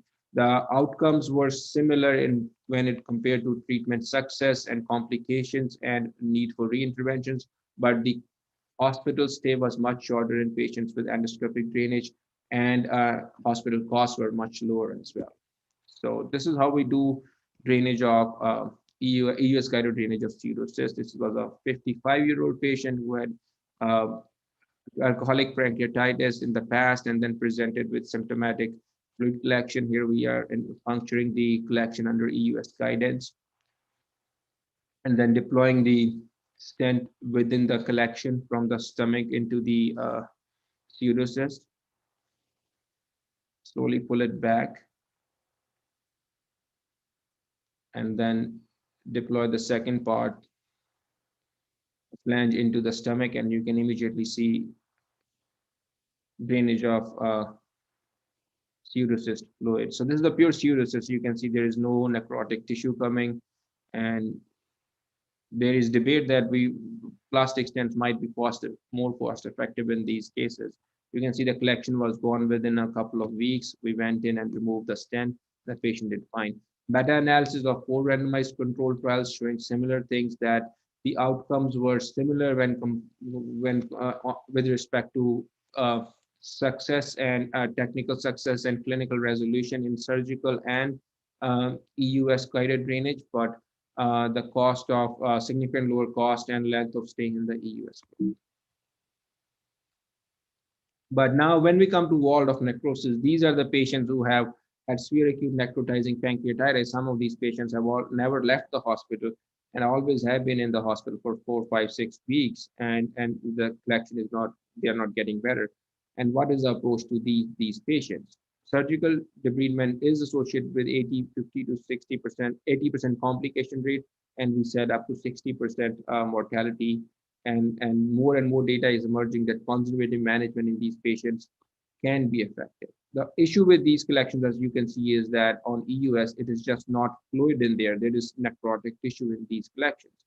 So what we need to additionally do if we are managing them endoscopically is after we drain them, we have to go back and do necrosectomy from these collections a lot of times to clean them out.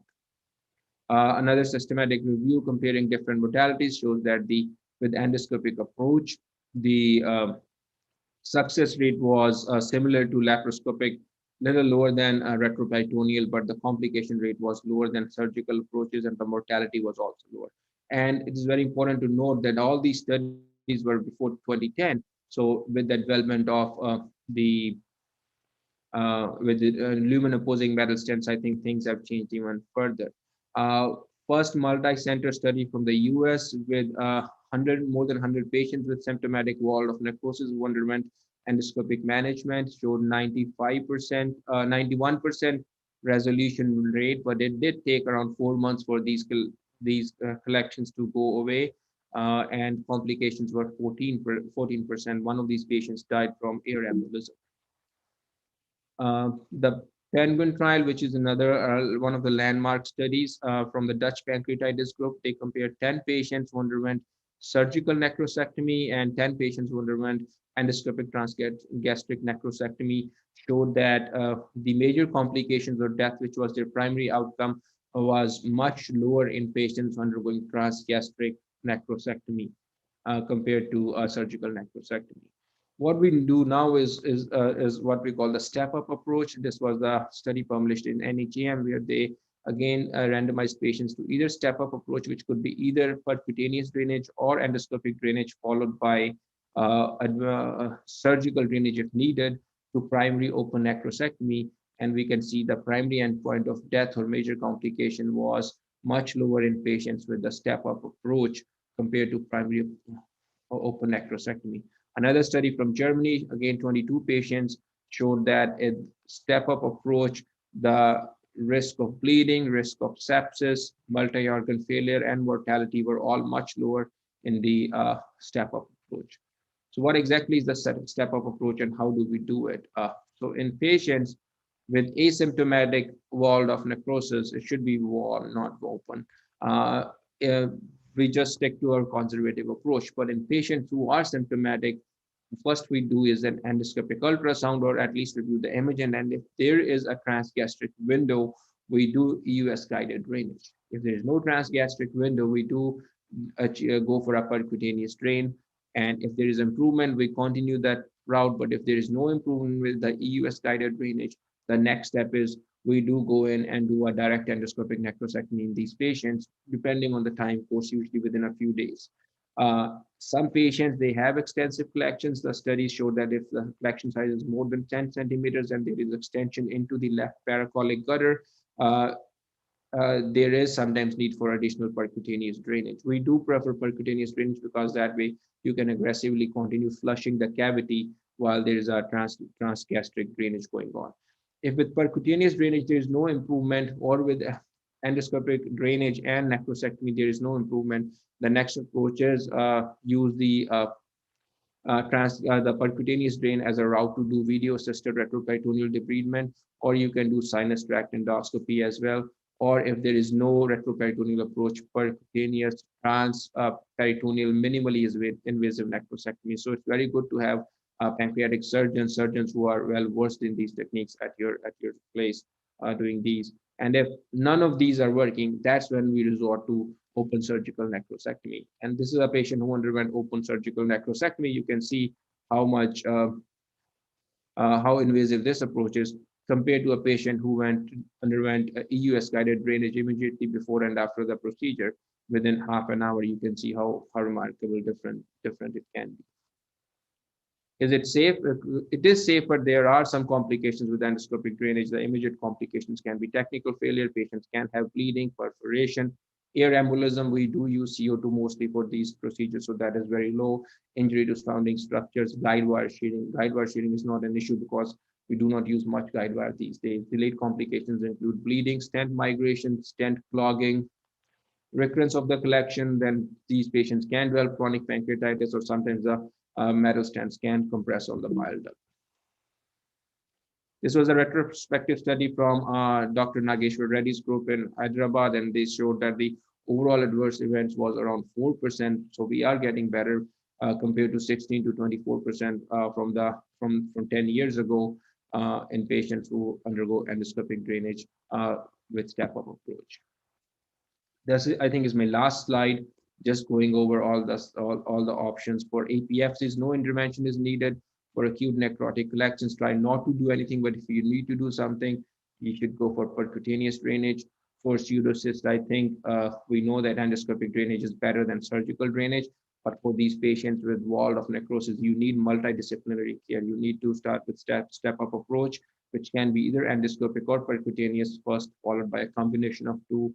If that does not work, we go to video-assisted retroperitoneal debridement, and open necrosectomy is the last resort. And this was a patient we just treated. I think his last endoscopy was last week. You can see how extensive necrosis turning into wall of necrosis. These are the different, he underwent 4 or 5 necrosectomy sessions. We started with this, and by the time we were done in 5th session last week, we ended with this. We could tunnel all the way down to the left lower quadrant, all the way to the percutaneous drain. Finally, he was home. Thank you so much.